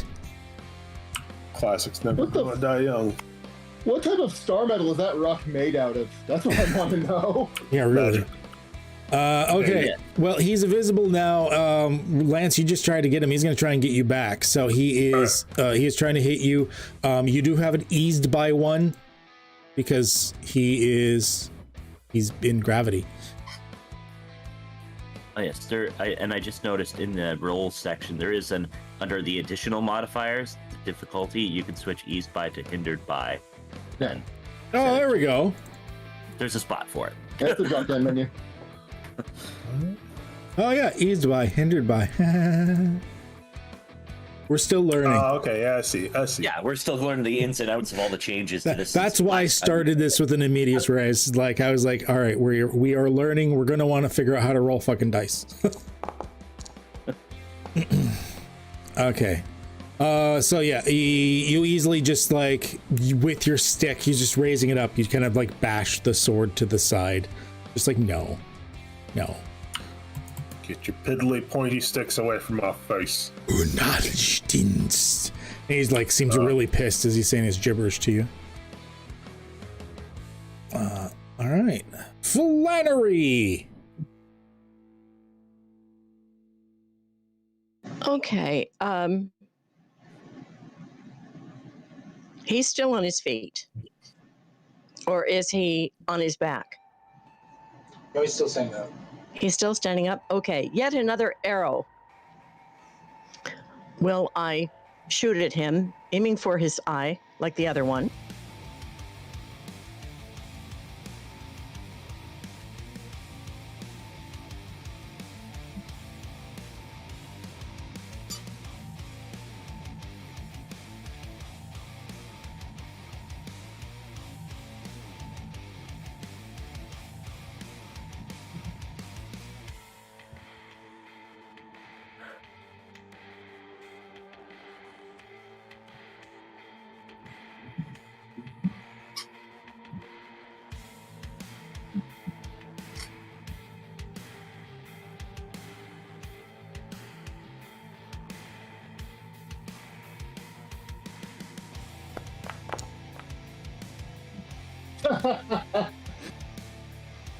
Oh God, nice.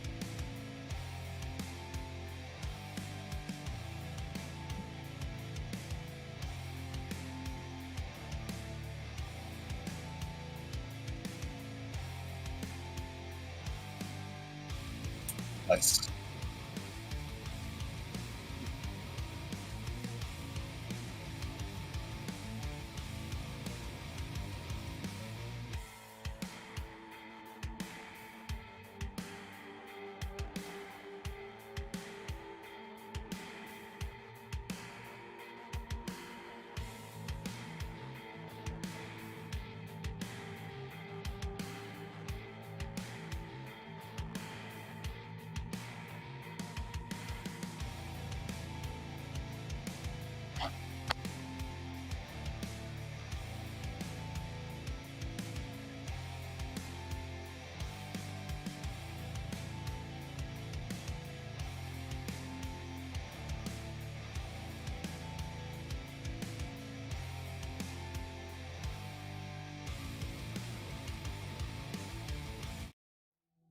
They seemed hostile. They didn't speak our language.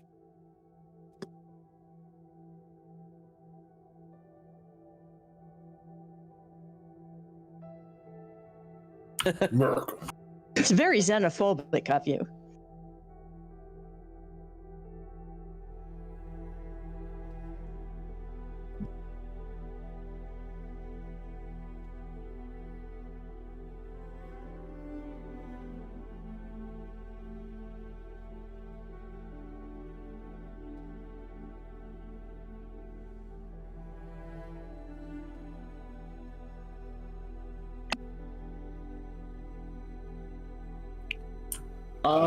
No. Who uses swords? Nope.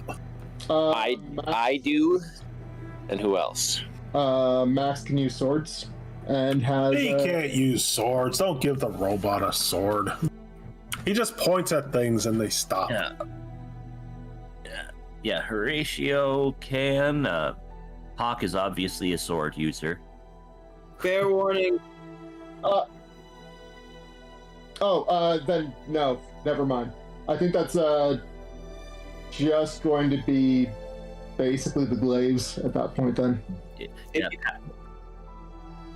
Fair warning, if anybody wants to use one, that it's going to take some tinkering before we can figure out how they work. You just hit people with it.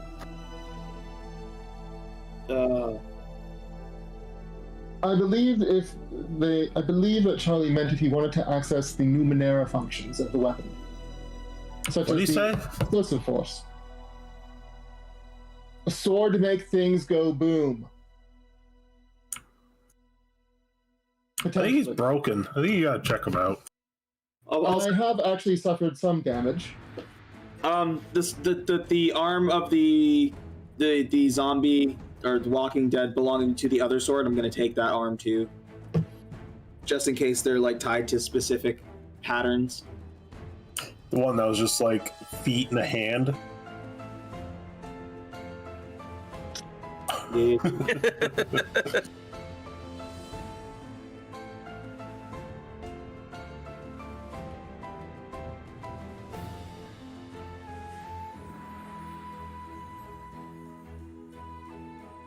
I don't know, Horatio, you want a big sword? Sure. Why not? because it's heavy, I get a penalty to hit or something?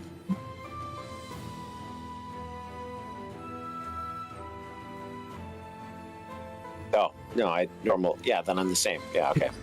See, I do have an inability with heavy weapons. So it's like, oh, it's a heavy weapon? Nope, never mind.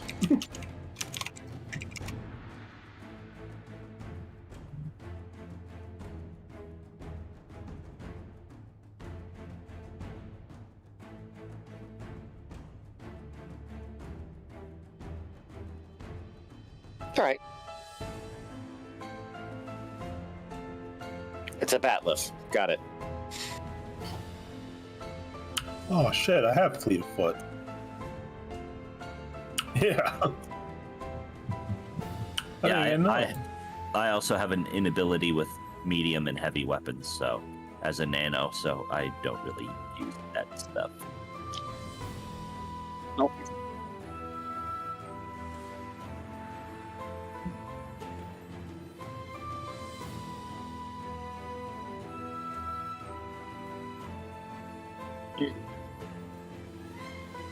Yes. Yeah.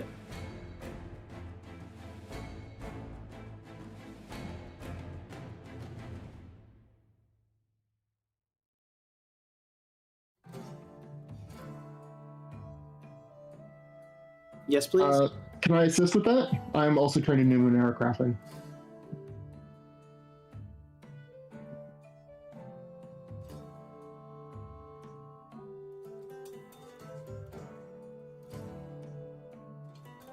Eased by 1. Okay.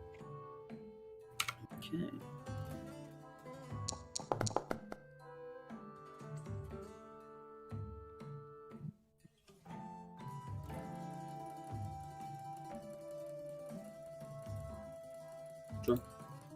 Also assisting again. Yep. Ooh, not so good.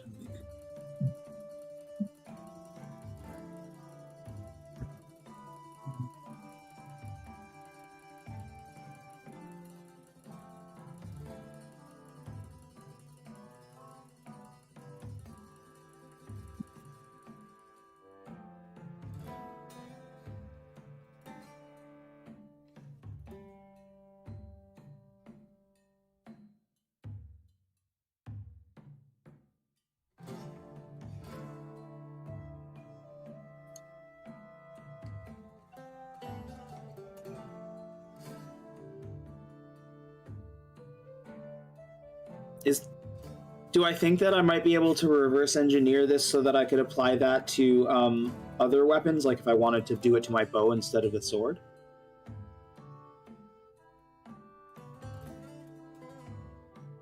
Yeah.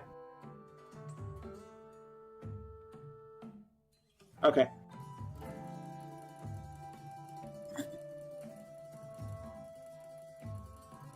It's a project for when we get back to our scrapyard or salvage yard or workshop or wherever we're located. Yeah. I'd also, I mean, talking about salvage, I want to see what I can get out of the broken sword as well, but I might even save that for if I'm doing that kind of tinkering so that I have another thing to work with that has the same parts. Yeah. And I have met... Oh, sorry, go ahead. I was gonna say, it's like I have medical training, so if anybody's kind of low on their might, gotten low on might or speed pools, I could try and, top those up a bit if they don't want to use their, limited number of heals per day. Oh, yeah, that'd be welcomed. Unfortunately, that does shit for me, so... Yeah.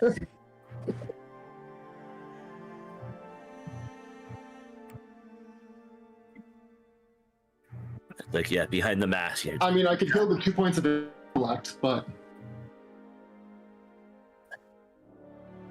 No. Like, come, I will treat your wounds. Take off the mask. It's like, actually, it's like, that thing's a little stifling. Come here, let me patch you up.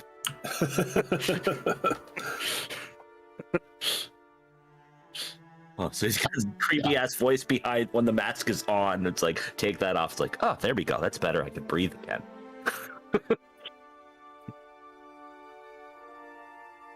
I think I'm full up. So can we start? I got with the 2 I started with.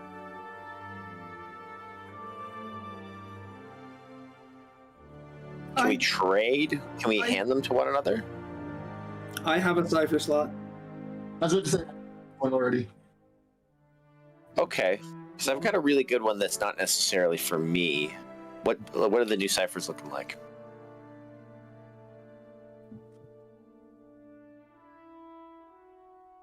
Ooh. Mm-hmm.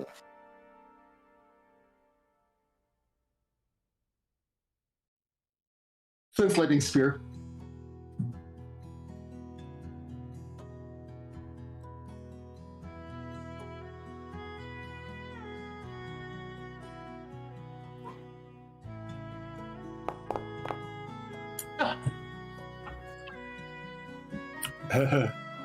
Oh no.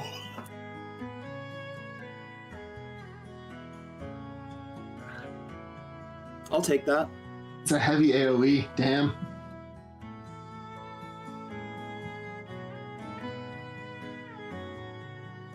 And I've got the free space for it because I used one.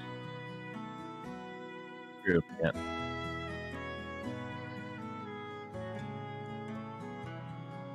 Oh yeah, because I also have detonation desiccating. Oh god. I've got a couple of detonations as well, so I got some new. And you can just load those into the sword. Yes.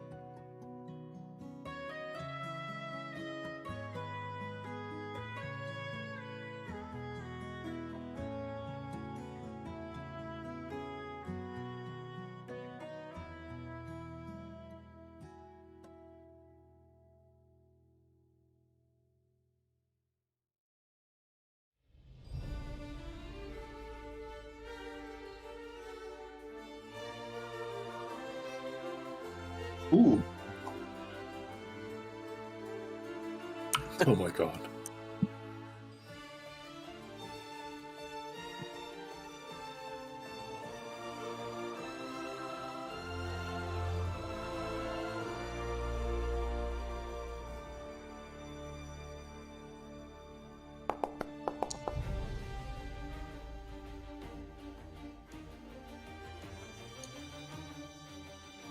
Oh my god. Oh, it's powerful. Who wants it? You know what? I'm actually going to get my machine control implant for that, because that is just hilarious.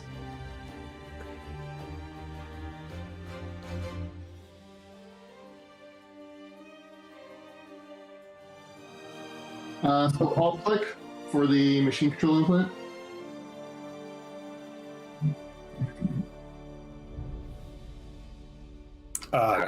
What does it do? I'm good.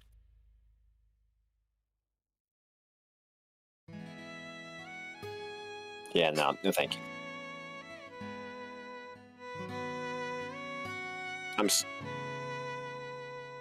I'm surprised our robot's letting that one go.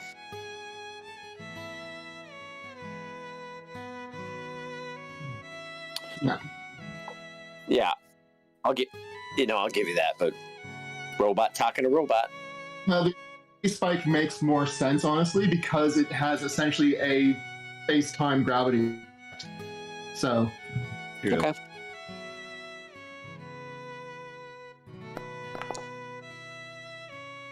Nice. Oh, I want that.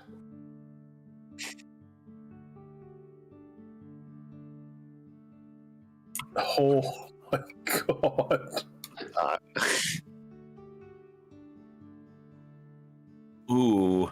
Mr. Presto wants that. It's good for work. Anybody want to trade out a Frigid wall projector? It's like, 'cause I wouldn't mind that because I have the possibility of reusing my ciphers. Oh, right.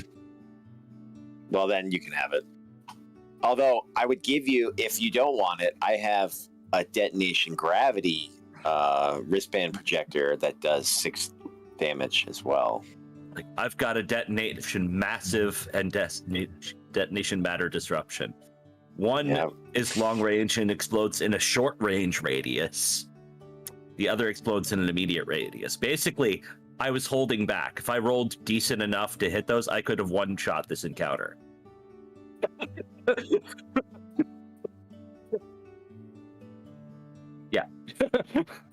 Actually, Kat, can you look at my detonation gravity? Because it's showing 3 different forms on it. I'm not sure which one it was supposed to be, or is it my choice? Wristband projector, explosive device, or handheld projector.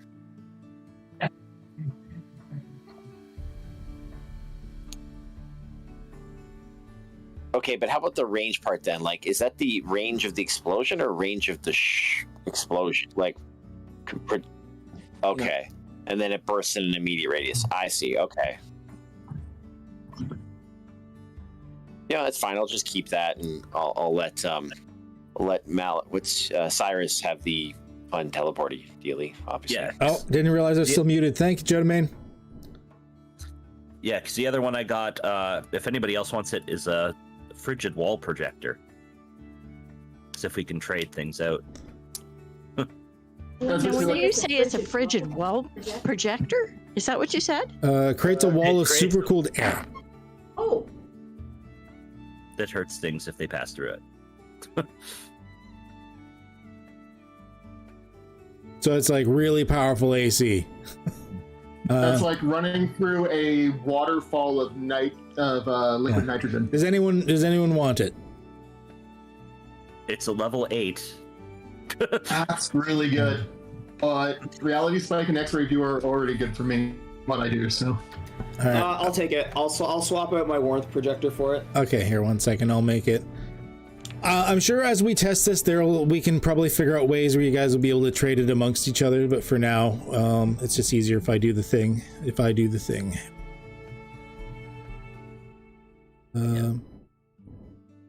So when we got some downtime, some of these are like grafted in, and I would have had to take time to actually. I wish the D&D thing that did that. Like when I move something from one character to another, I get the choice of you can either keep the copy or it just deletes it and moves it over. Why does D&D always clone it by default? I like this better. Okay, and then you. And it will identify it. Boop. Fucking level 8 teleporter. I'm scared by the fact that you might be able to reuse it. Or happy if if it fucks up and you don't get to reuse it. So you teleported it away and now you're like, oh, I can't get back. Yeah, that's the downside. It's like it's 1 in 10 chance that it goes poof. Hey, thanks for the subscribbles, Karn Betrayed. Much appreciated. Hey. Super awesome. 4 months in a row. Karn? So awesome. Okay. All right. So that was the ciphers. There are also 3 oddities that you guys found as well. Oddities, just like little trinkets that for some reason they had on them. So first of all, and these there's no limit on oddities. It's not like ciphers. So the first one is an unknown handheld plastic device with lights that occasionally blink. Is all you know about it. And it's named a blinker. Does anyone want it? I mean, Find out if no one wants it. later in the. Yeah, okay. Maybe you could find out more about it, if there's more about it. Pick it up, Charlie. Charlie wants it. Charlie wants it. All right. Hook it to my veins, goddammit. I need the technology now. That's what I do. You got the Literally. blinker. Okay. The next one is the Chirp Alarm. Another subscribbles. Thanks, Jodaman. The Chirp Alarm, a small rectangular device that makes a chirping sound at the same time each day. It is currently set for 6 a.m. You do not know how to set it to a different time. Nope. Sure. I'll take it. Yeah. All right. It'll help you get up for your exercises. Yes. Yep. Every I morning. think I already have one of them installed in my head. It's his Okay, early love it. morning, stretches and Exactly. lunges in. And the last one is a one-use item. It is the Restoration Disc. A small synth disc that will restore a rotten fruit or vegetable, and then it is destroyed in the process. Oh, I didn't know that. Can I trade? Oh, I'll take that, puppy.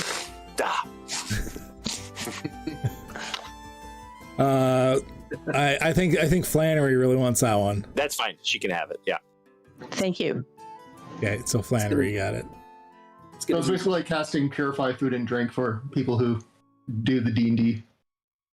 It's a disc that's going to save humanity. Yeah. It might one day. Maybe.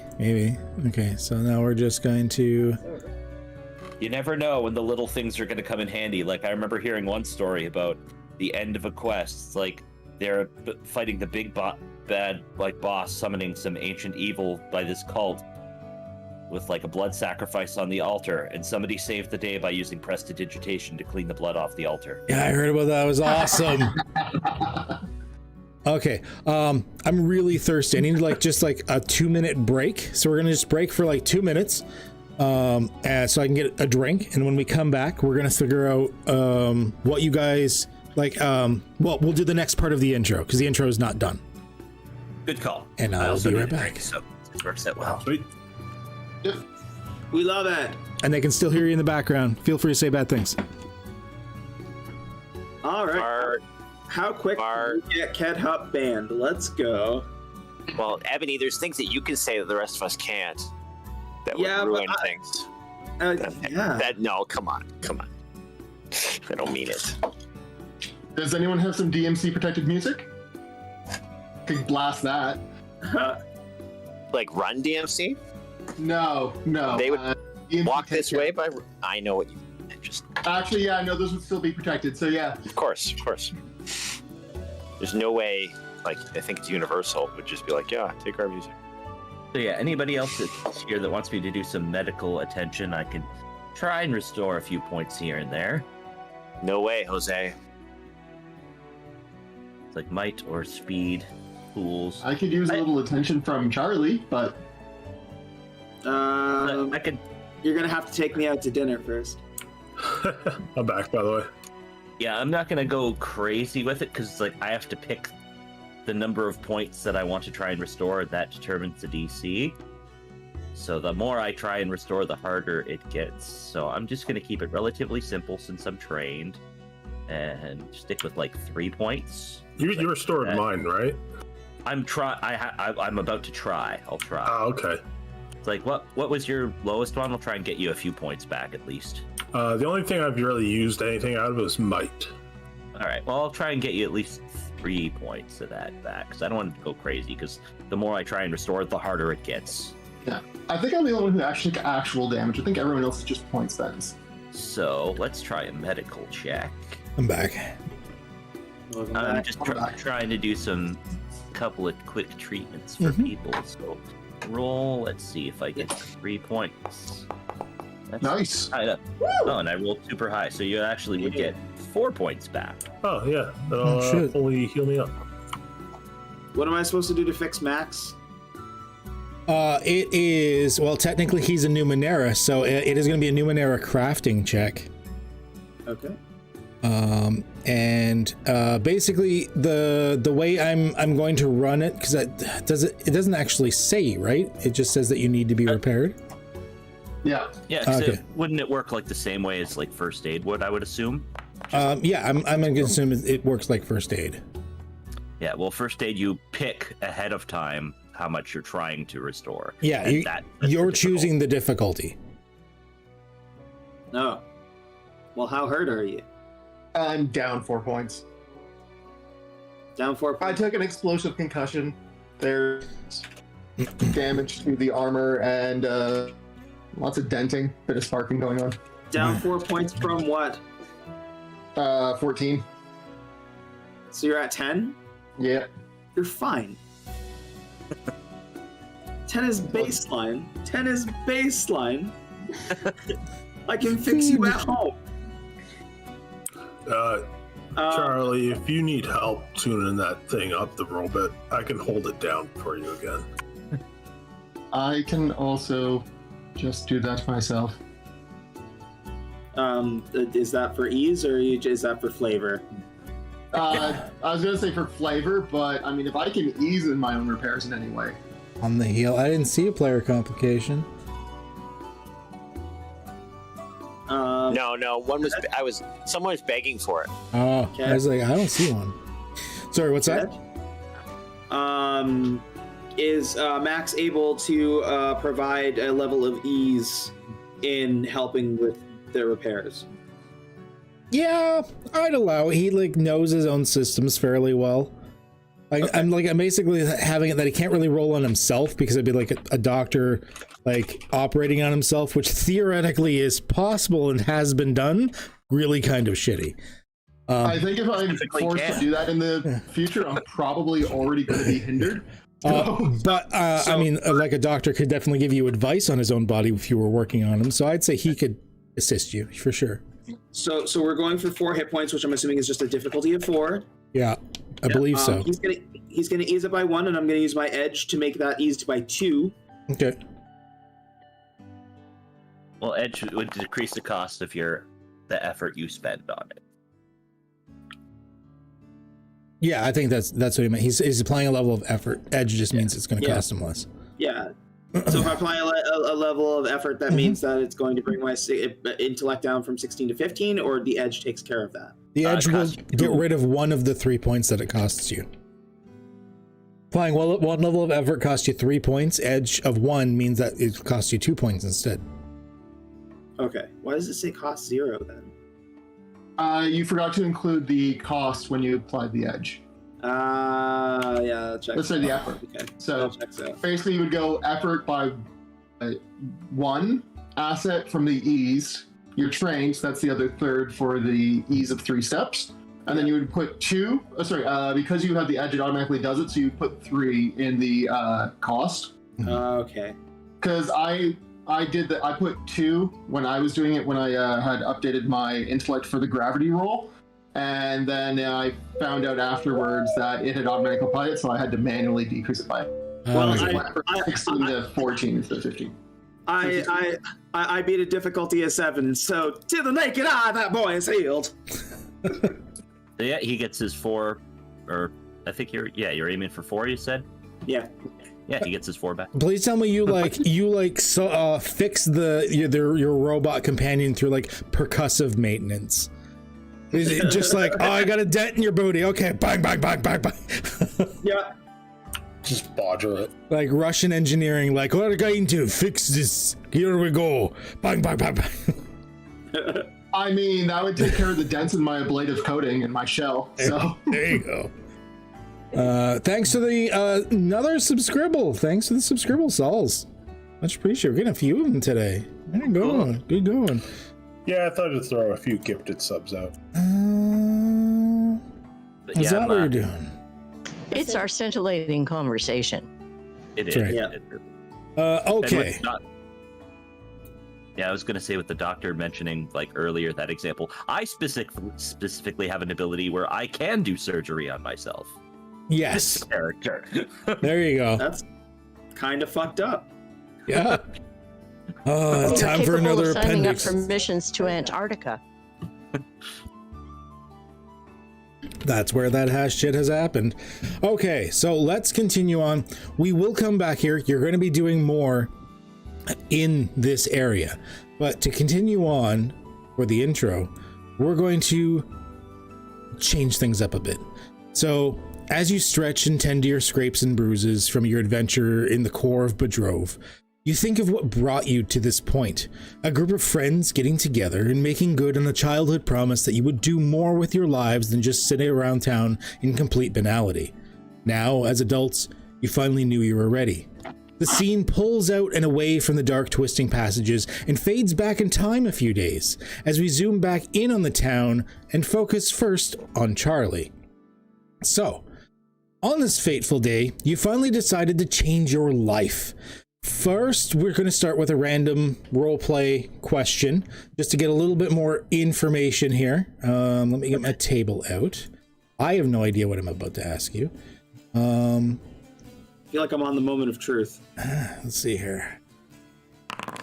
What does your character want to be remembered by? Creating something life-changing. Copy that's here. Can I copy it? Really? No? Okay. She wants to be like, sorry, they want to be the child of tomorrow.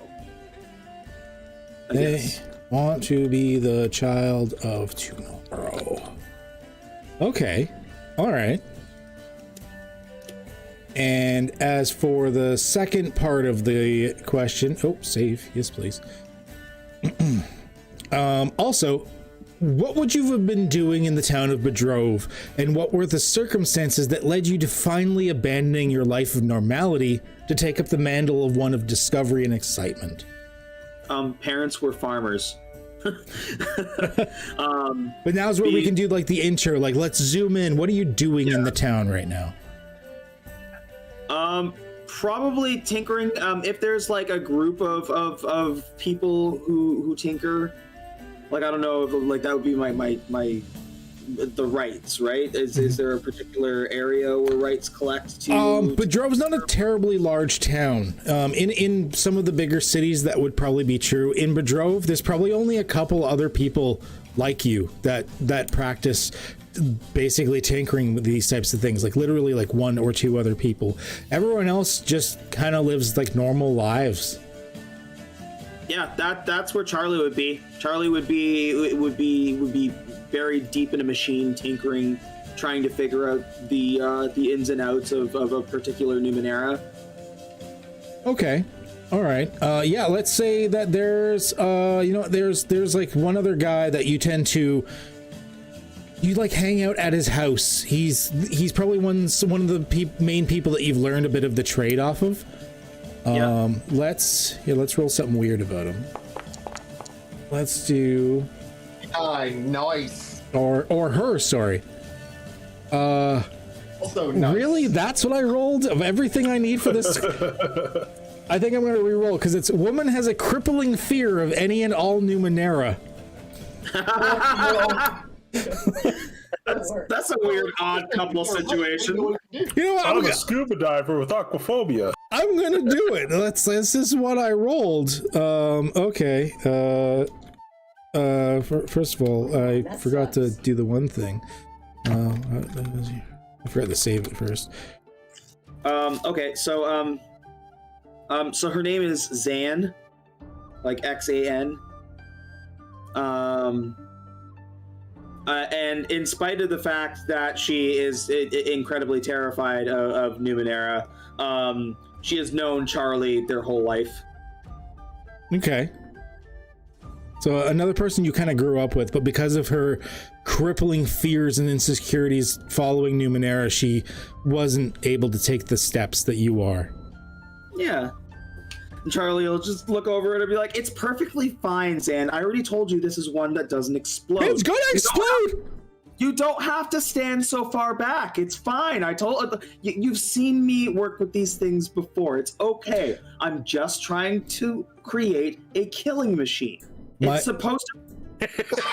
My uncle died from things. Well, he had a friend that died from things like this, you know. A spring shot out and killed his goat.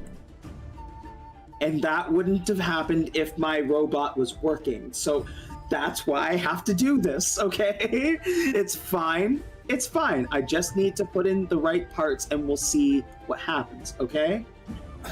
I'm sorry. Okay, well, Okay, we're gonna do the normal thing. So I'm gonna get behind Zan's safety shield, and you're gonna put the parts in, right? Yes, and then I'm going to run behind the safety shield too, okay? So make sure you don't run with it like last time. I'm not gonna run with it. I'm gonna be in my heavy blanket. I'm gonna be behind the safety shield. Because my butt has a permanent scar from last time. I am sorry for that, but I didn't have any scars and I felt safe. All right. You get behind the shield. So she like scampers over behind the shield. Yeah. Charlie's gonna like put both hands over their eyes as they like flick the switch and like start running. Just for funsies, then go ahead and roll me Numenera crafting. You got it, dude. Bring my character sheet up. Need a Numenera crafting. Really working out that Numenera crafting today. You are, yeah. It's just been all the right things for it. Not great. Okay, no.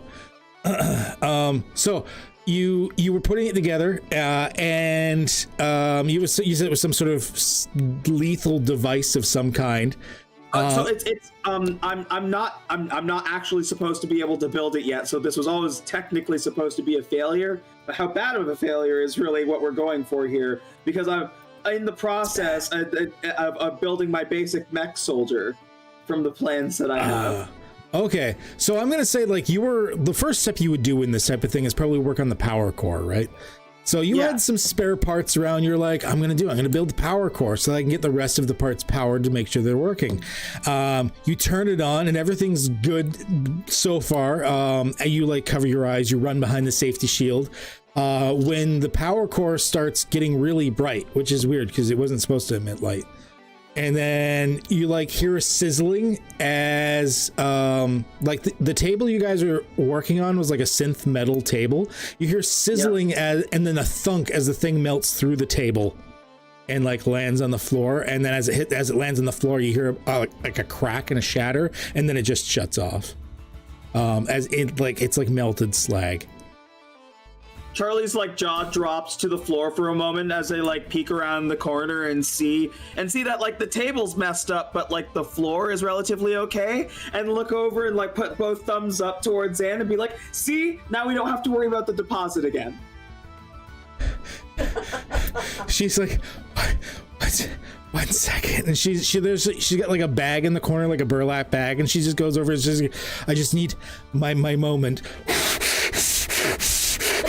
And she like breathes into the bag. That's a breathe deep, be in and out, you got this. And so what was the actual like the defining moment that happened to you around this time that you made you decide, you know what, I'm tired of this life of normality, I'm going to go on an adventure?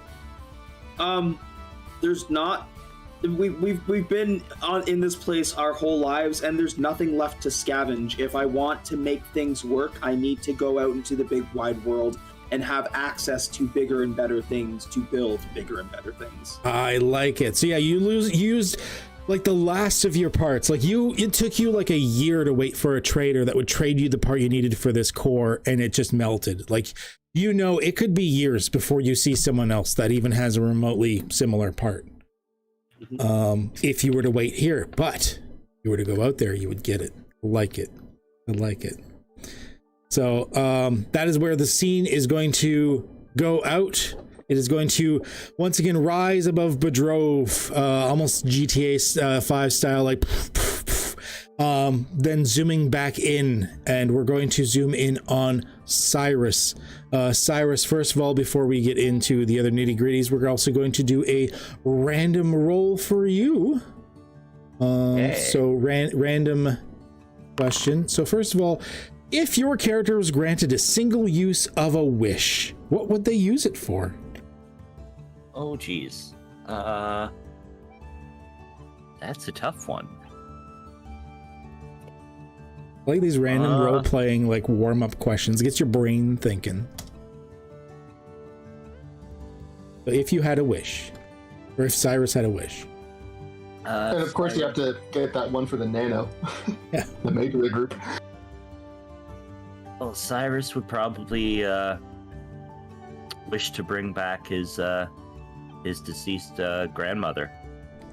She spent a good many years working as like a healer for the community, and he was very close to her up until she passed away. So Cyrus would bring back Grandma. Oh, touching. I like it. Okay, so Grandma was one of the main like healers or doctors of Bodrov, basically, and she passed. Well, how long ago did she pass away? Not too long. Like maybe like a few years ago. Cyrus. 17 minutes ago. Point, he was in part of his backstory before becoming a nano. He was actually in training to be a healer for the community. To kind of follow in Grandma's footsteps. So just it would have been just a few years back. Okay. Sweet. Okay. All right, and then going. Oops. Back to that. And then going back to this,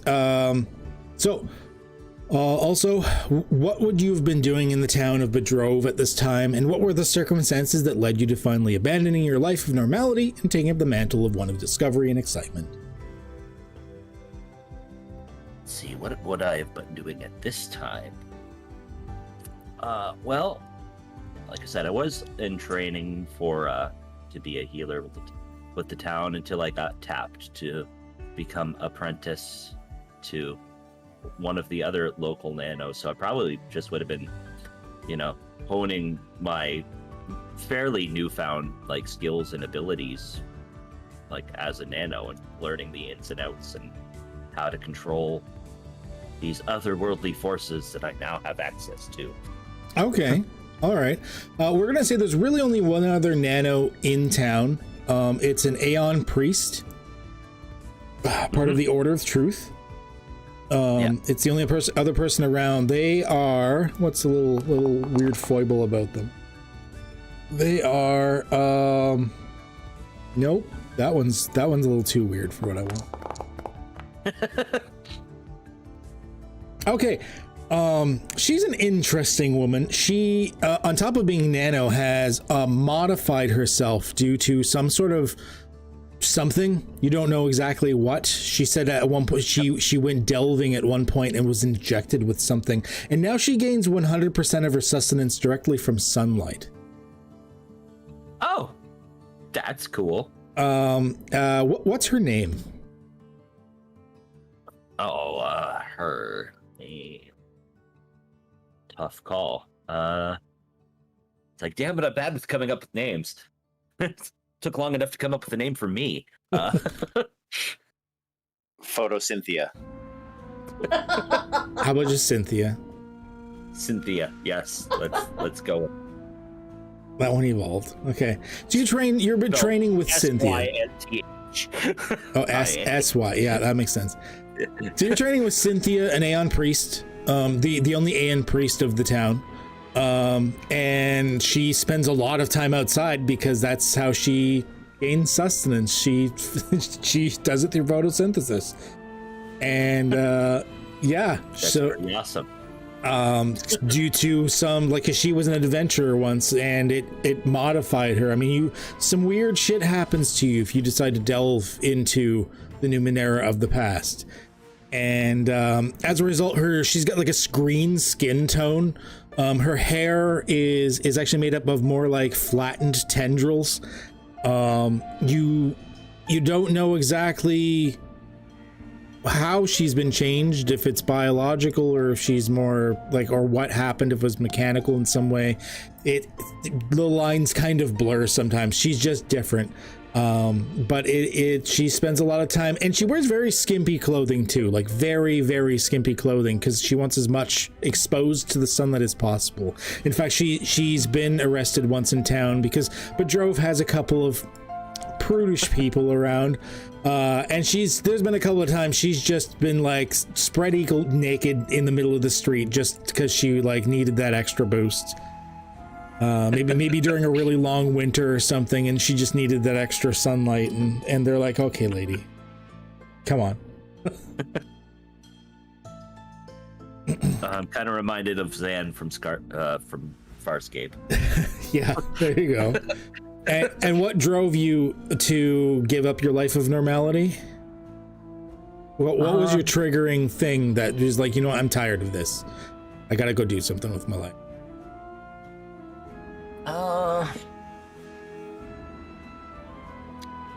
me think.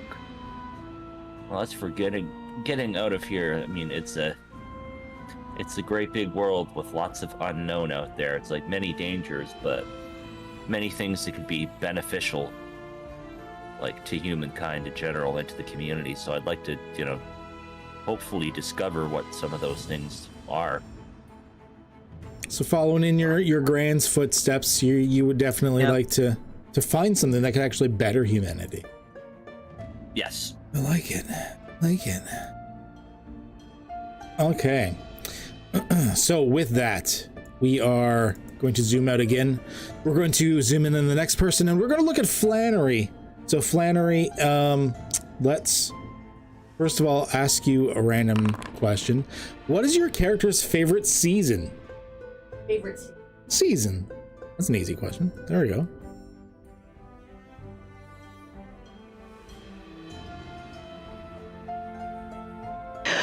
I think it would most likely be summer, when all of the plants are blooming and flowering, fruit is starting to ripen. Everything, flora is burgeoning, and all of the animals are out. And she is most likely to be outside all the time when she's not working, learning as much as she can. Okay, all right. And I do remember that Flannery and Hawk lived on a farmstead underneath and just outside of Bodrove. You weren't in like the city proper because you had like Right. a herd. Okay. So your favorite season is summer because you like just to be out. Everything's alive and you like tending to living things. Okay. And so Flannery, so this is a couple of days before your little adventure into the catacombs there. What would you be doing right now? And what's the thing that triggered you to want to go on in this adventure? Hawk and I are members of a large family. There's lots of kids in the family. So we are able to leave knowing that there are other kids there that are going to help out mom and dad on the ranch. And I am going mainly to keep an eye on my big brother, because he's not the sharpest knife in the drawer. He might be the pointiest knife. But I'm going along to keep an eye on him to make sure he's okay. Yeah, that's perfect. I like it. So you're going. So you know that eventually he would be going probably on an adventure, but you yourself were the first one that kind of spoke up about it. So I'm going to speak for Hawk's character in this case for his little intro bit. So I imagine you're just like, you know what? You're going to go on an adventure eventually, so I'm going to go on an adventure, and we're going to protect each other. And I just picture Hawk's character, who is unmistakably who he is, just look at you and go, an adventure. I guess I gotta go with you. Fuck.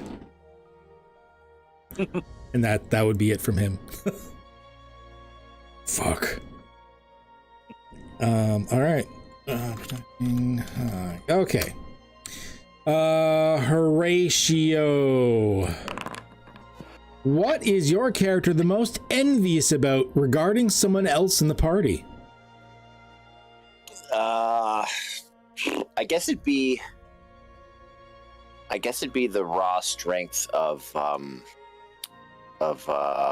I guess he's probably the strongest character. Actually, no, maybe not. Maybe Lance is the strongest. Lance is pretty beefy looking.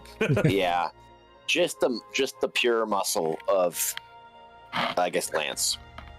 Okay, so you've got good fitness. Like your cardio is probably like really good and stuff like that. You've got a lot of toned muscle, but you don't have like the defined bulk that Lance has. Yeah, I tell you, anytime you want to come over and lift rocks, just come on over. You better believe Horatio would take you up on that. So what would Horatio be doing at this time, and what was your triggering point?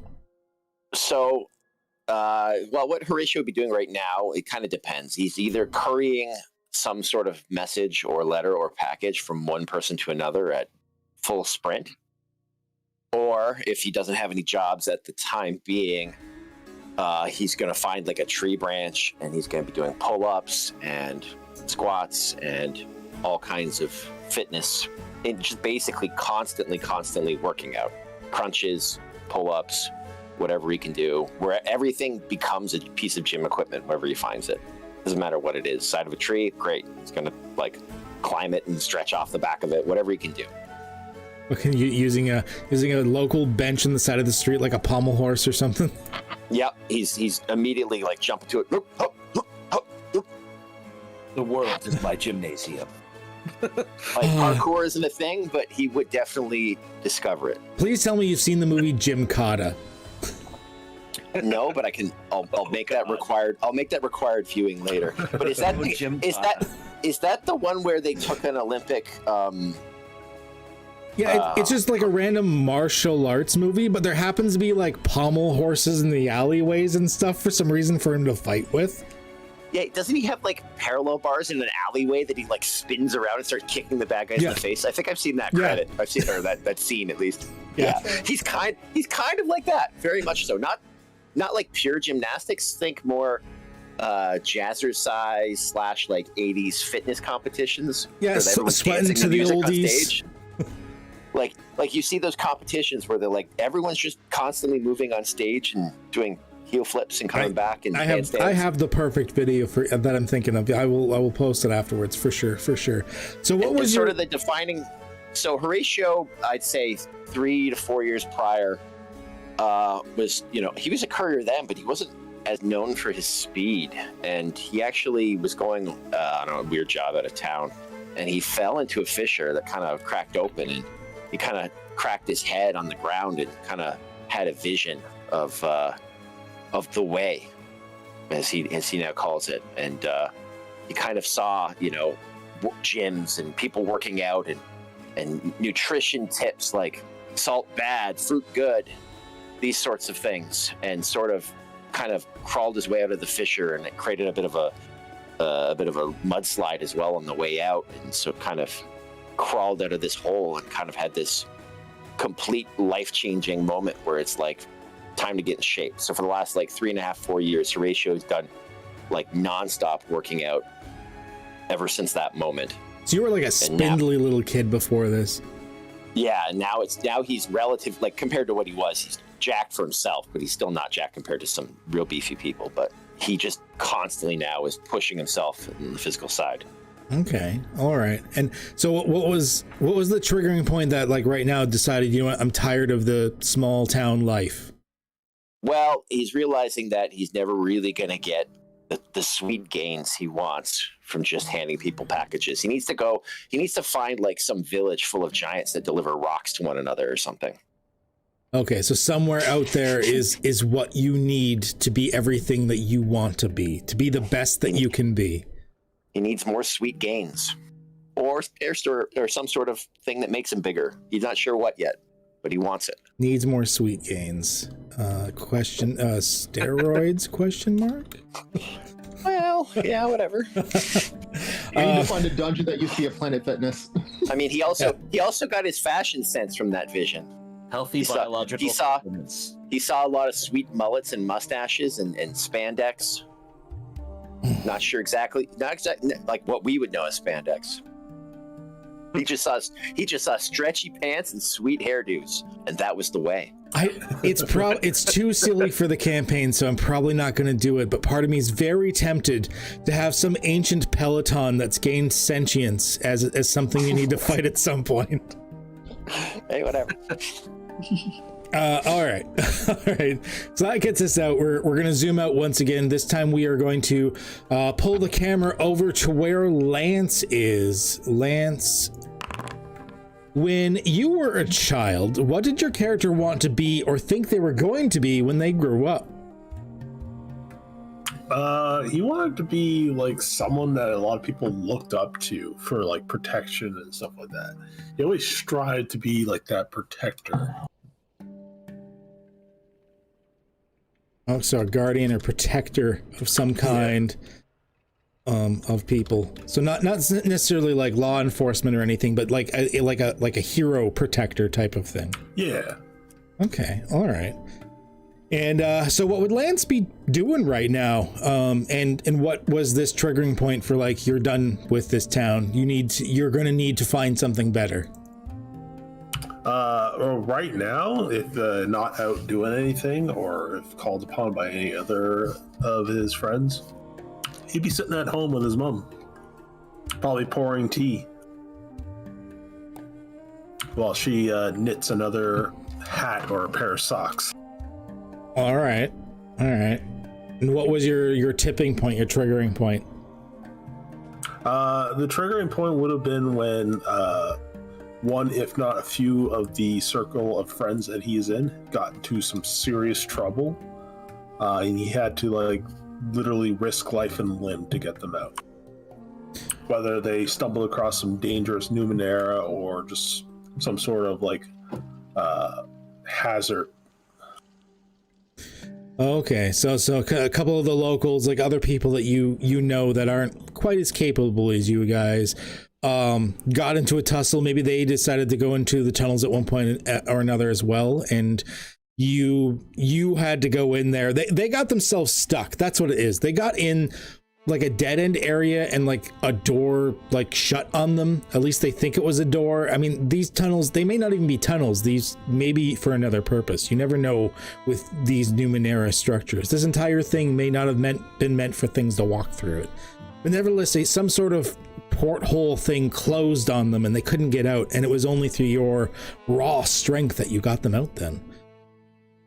I like that. Okay. So with that, we're going to finally move on to Max. And Max, is your character willing to risk the well-being of others in order to achieve your goals? That is a good question. How much of Asimov's laws are actually compliant?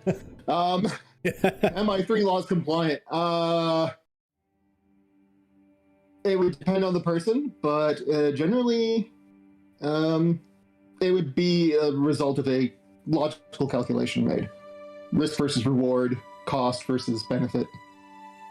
So really, so not out of the question. That sounds like a yes. You're unsure. Sounds like a yes. Let's be real. Yes, in the right I'm going to assume Asimov's laws wouldn't affect you because you're fresh. You're like a blank slate, essentially. Well, he probably wasn't even built by humans. That's the thing, is humans haven't existed in a very long time. The last several civilizations were probably something else with very different morals or understandings of the universe anyways. And he's just a junk bot that was put together by a mixture of probably Charlie and Zan. Just there was like some sort of AI core they found and they stuck it into a body, and next thing you know, they got a friend. Well, it wasn't just an AI core. There was probably a skeletal framework and structure, as well as the that's true. There would have been some other bits and bobs around. May not have all been from your original body. You might be a bit of a patchwork. But my shell and the armor definitely is. For sure. So you're just like, it was like the core and the skeleton and everything else is just like shit they threw in there to make it work. All right. Yeah. And basically the only part of my original plating is the part that had Max El Dayoun written on it. So what would you be doing right now, and what was your what was your tipping point? Why are you wanting to leave Bodrov after like maybe exploring a bit? I'm glad to change the question away from normalcy, since that does not apply to my character in any regard. So my character is basically been sort of a semi-professional salvager and delver. So essentially, because I was reactivated or activated by Zan and Charlie, I've been mostly helping them out by basically finding them parts. That makes sense. They're like, all right, welcome to the world. Go get us stuff. Yeah, pretty much. And I seem to have some sort of instinctual drive to do this as well, to essentially go out there, explore, find stuff. And it's also an existential thing for me as well, because the more I find out about Numenera or different Numenera, perhaps I'll find more about myself in the process, and what I am, what I'm capable of, what I was designed for, if I was designed for that, etc. So that's basically what I've been doing. The tipping point has probably been the fact that just the fact that I've always wanted to go, and now that a person who I have a pretty codependent relationship with is now going as well, Charlie, because I need them to repair. Yeah, basically said, okay, yeah, great. I've always wanted to do that, and my character's a delve, so it's what I've always wanted to do. All right. So, yeah, tipping point was basically I finally have essentially a group to do it with. So. I like it. I like it. So what I'm doing is, as nearing the end of the session, as a little boost, because everyone did really good today. Normally you don't get experience just for showing up or anything like that. Like you actually have to discover things. But I am giving everyone an extra experience point. I'm already adding it to your characters. Just a little extra boost because I think everyone did really good in their explanations. We got into a lot of really cool stuff today, and I like the way that this has been turning out. So what happened is you guys have like your friends. You have regular hangout times. Like a couple of days have gone by. You're all talking about yourselves. You're like, it's getting to that point where you're like, you've been sort of goading each other on, being like, hey, you know what? We should just leave. We should just like do something with our lives, dude. Let's do something. Let's open a bar. We'll call it Puzzles, like that type of situation. And start a band. We're driving to Florida. Yeah. So you're all kind of getting frustrated with your situations, and you got together, you were hanging out at the local tavern, and you're not quiet about your speakings of this and stuff like that when an individual comes up. He's wearing what seems to be some sort of drop down face shield that's mirrored, so you can't really see his face too well. But he comes up to you and he goes, I'm experienced at this. You know, if you want a little bit of a push, I can help you with this. But first, you gotta do a little something for me, and then I'll show you the best way on where to go. I'll show you where you can pick up some real good swag. What do you say? Sounds legit. Sorry, who are you? Name's Benji. I haven't seen you around here, Benji. Where are you from? I am new to the area. Yeah, new to the area. I studied with the Aeon priests for a while, but I found their methods limiting. Very limiting. What are the Aeon priests? The Aeon priests, you small town bumpkins. The Aeon priests are those of the Order of Truth. They dress like a religion and fancy themselves a religion and stuff like this, but they're not really a religion. They don't believe in the supernatural gods per se. They understand the past is advancements of people, but they limit themselves. They worry about repercussions and going a little too far, which I'm not saying I do bad things, but sometimes you need to push the limits and a little, you know. I'm an inventor. First off, you're asking these bumpkins for a favor, so you do well to remember that. Second of all, I'll decide if you're an inventor. I see. Wait, he's calling us bumpkins? Charlie called you bumpkins. No, you said bumpkins first. Charlie, that was pretty rough. Come on, man. That's not cool.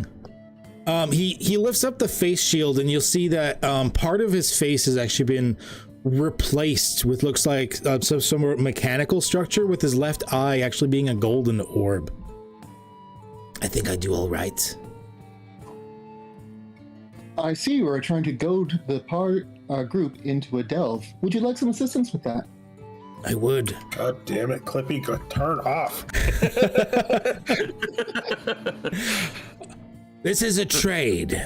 What it is I have a bit of a lead that I think would be worthy of people. I'm by myself. I can't do these things, and to be perfectly honest, I'm getting old, or parts of me are getting older. Parts of me are already older, and parts of me are newer. I don't want to get into that. But what I'm saying is the parts of me that are older and then the parts of me that are really old kind of want to hang up the hat and call it a day. But I've got some really juicy shit going on here, and, you know, I'd like to earn something out of that. So tell you what, You do me a solid, I'll do you a solid. What do you say?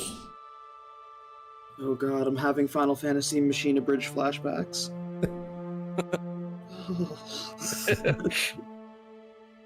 Hey, Cloud, you want to do me a solid? So is this a yay or a nay? Well, I was already trying to push us into this, and this just adds further emphasis to it, and thereby should focus on a positive recalculation of benefits versus risk. What? Huh? He's doing that thing again, Charlie. You gotta fix him. Charlie will like walk up and like smack him in the head a couple times, like, come on, come on. I'm saying that since I was already planning on doing something like this, getting an extra benefit out of it via this association would seem to be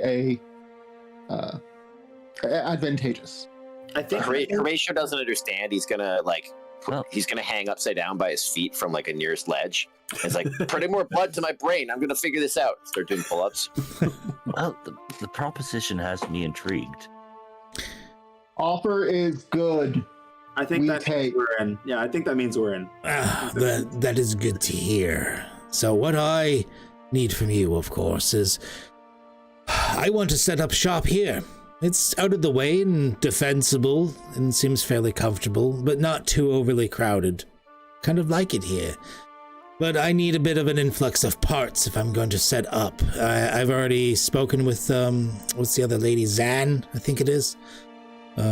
She seems interested in a cooperation with me as well, especially if I believe you, and he points at Charlie, I believe you were her helper, but if you were to vacate, she wouldn't have a helper, so this would work out quite well.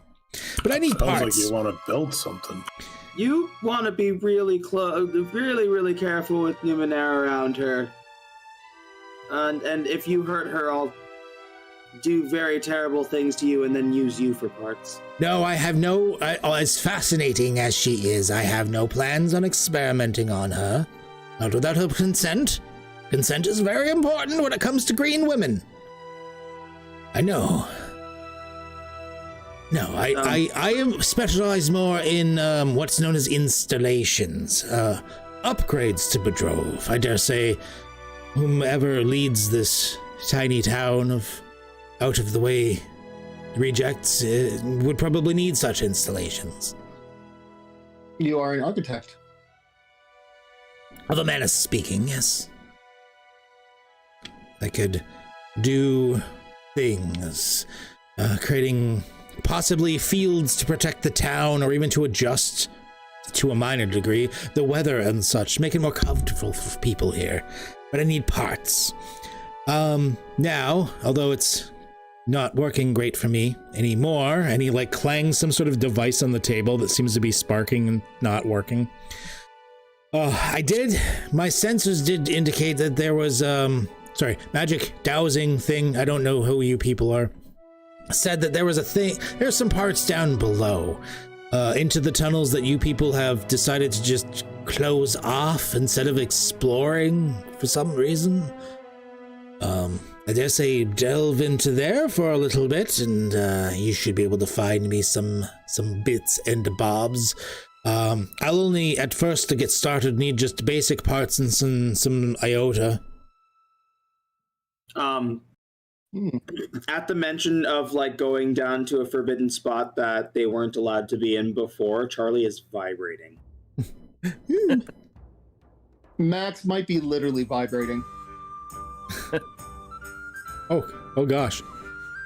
Turn that setting off.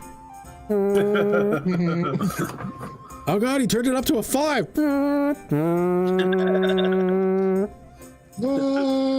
Oh no! Check on the table. You're fuzzing up my beer. He got switched onto pulse mode.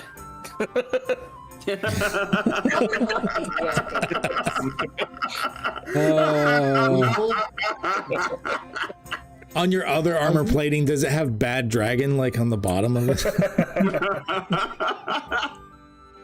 Okay. I have attachments to make myself fully functional. Maldraconis. Maldraconis. Can you speak for Hawk? How would Hawk be responding to this? Probably just like a, yeah, fine, fuck.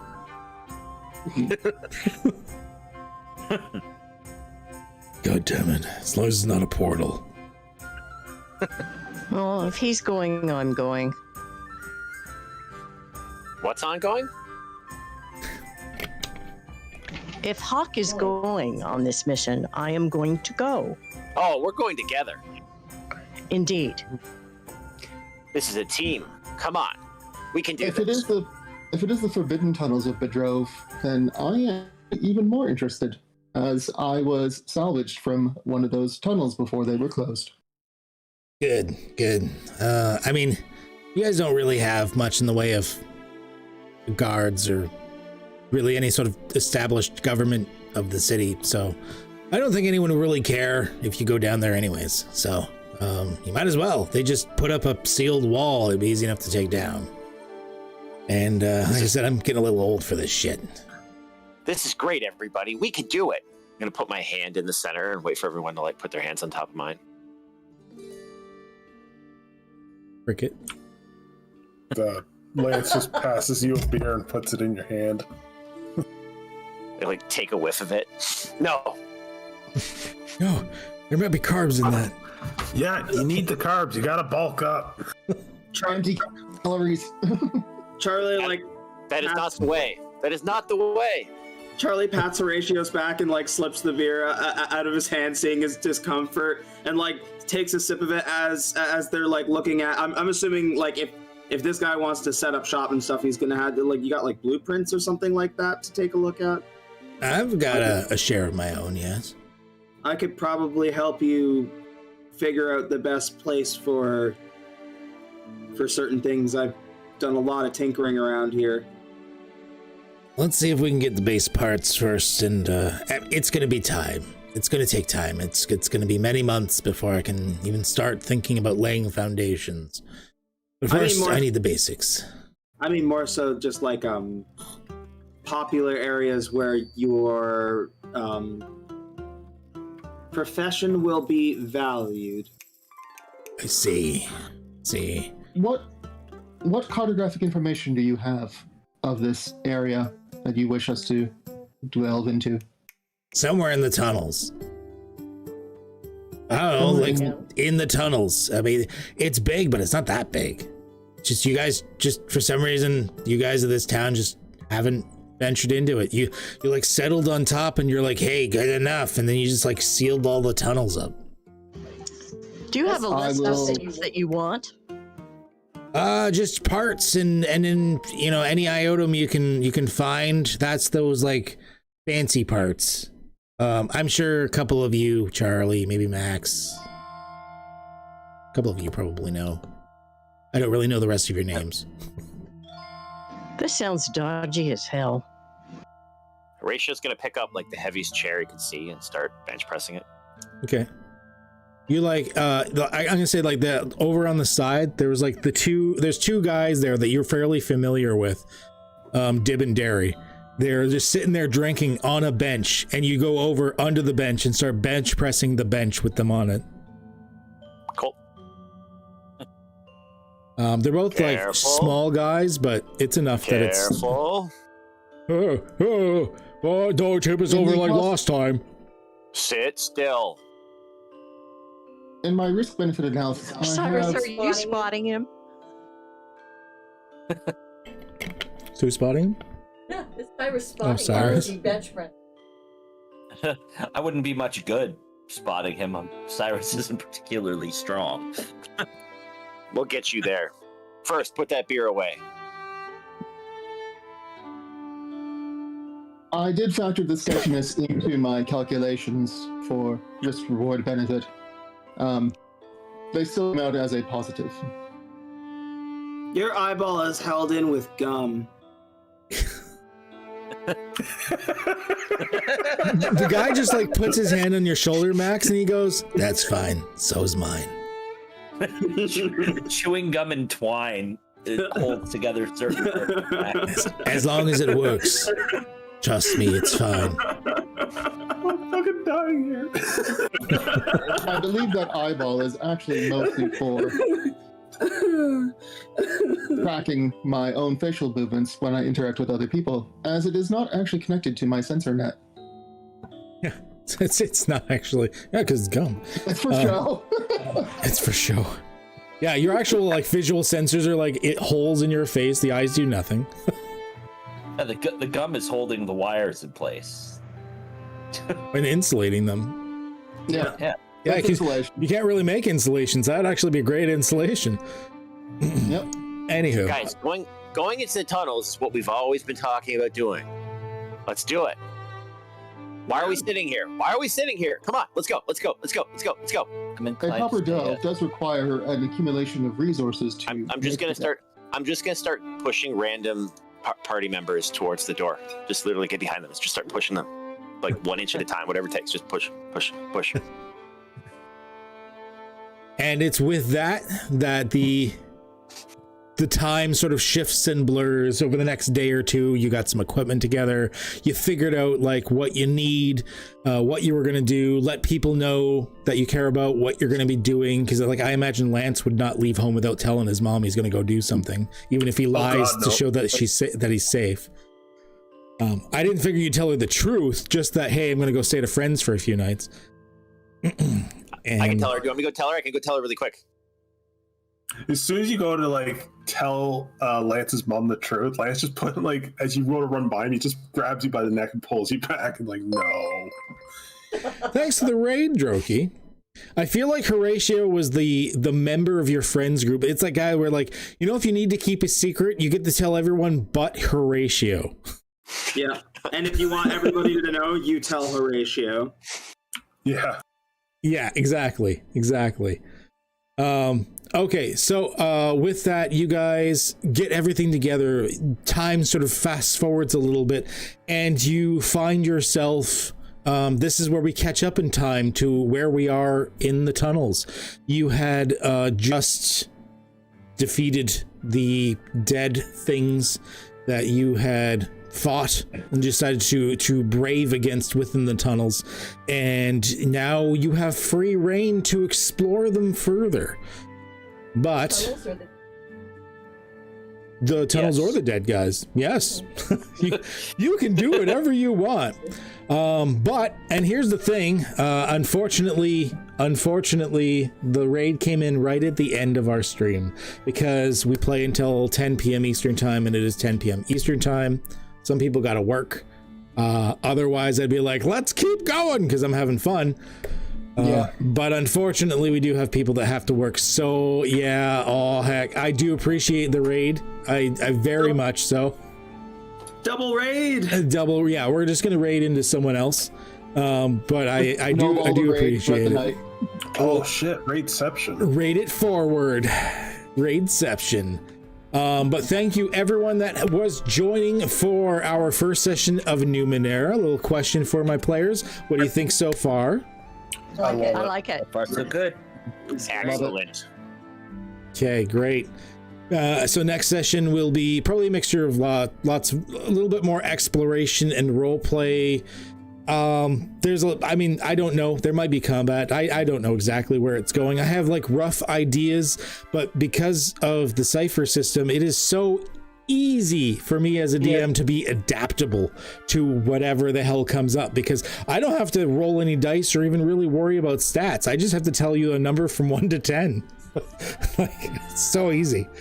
Well, actually, since we're doing it right this time, you don't even have to tell us that. Yes, yeah. I don't even have to tell you that. I just be like, roll. That's okay. And then if I decide that I want something to happen, I just be like, GM intervention. Do you want to pay the experience or not? So yeah, good shit. So we're gonna put ourselves over to the chat thing here, and we're gonna find someone to raid. So thank you again for everyone that joined. Really good session. As always, if you're new here, feel free to give a follow and stuff like that. More importantly, check out the YouTube. My YouTube has D&D videos, Numenera videos, as well as edited versions of all of our my live streamed games on the YouTube channel. So go over there, subscribe, check it out, all of that good shit. I just had a new video pop yesterday that is a totally legitimate, serious part of Sharn and explains how it works. that I think you should really watch if you play in an Eberron campaign, because it will 100% accurate. It will tell you a 100% accurate area of Sharn that you should be playing in. Absolutely. Plateau. So thank you again.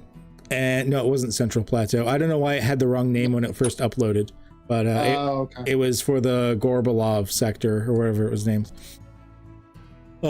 Yes, so good times. And let's find who we're gonna raid here. Let's find who we're gonna raid. Keebs is streaming. Oh well, that's pretty much a Well, given. gentlemen, I'm out. So good night to you all. Good night. And Happy New Year. Yeah, you too. Yes. You as well. Be that. Bienvenue. Okay, if Keebs is streaming, we're 100% rating Keebs. Yeah, he's doing like an all request drum stream. I streamed him, or I rated him just the other night, and he legitimately like sang me a serenade thing and then like rapped to it or some shit. Thank you. Yeah. He anytime somebody raids him, he writes a song for them on the spot. It's brilliant. Man has the highest energy I've ever seen. We are about to go raid one of the most awesome small streamers, just awesome streamers in general. So give him a follow, hang out. He's got so much energy, it's ridiculous. I love this guy. As always, stay healthy, stay safe, have a good one. And rating, and then for the YouTube side of things, I actually have to click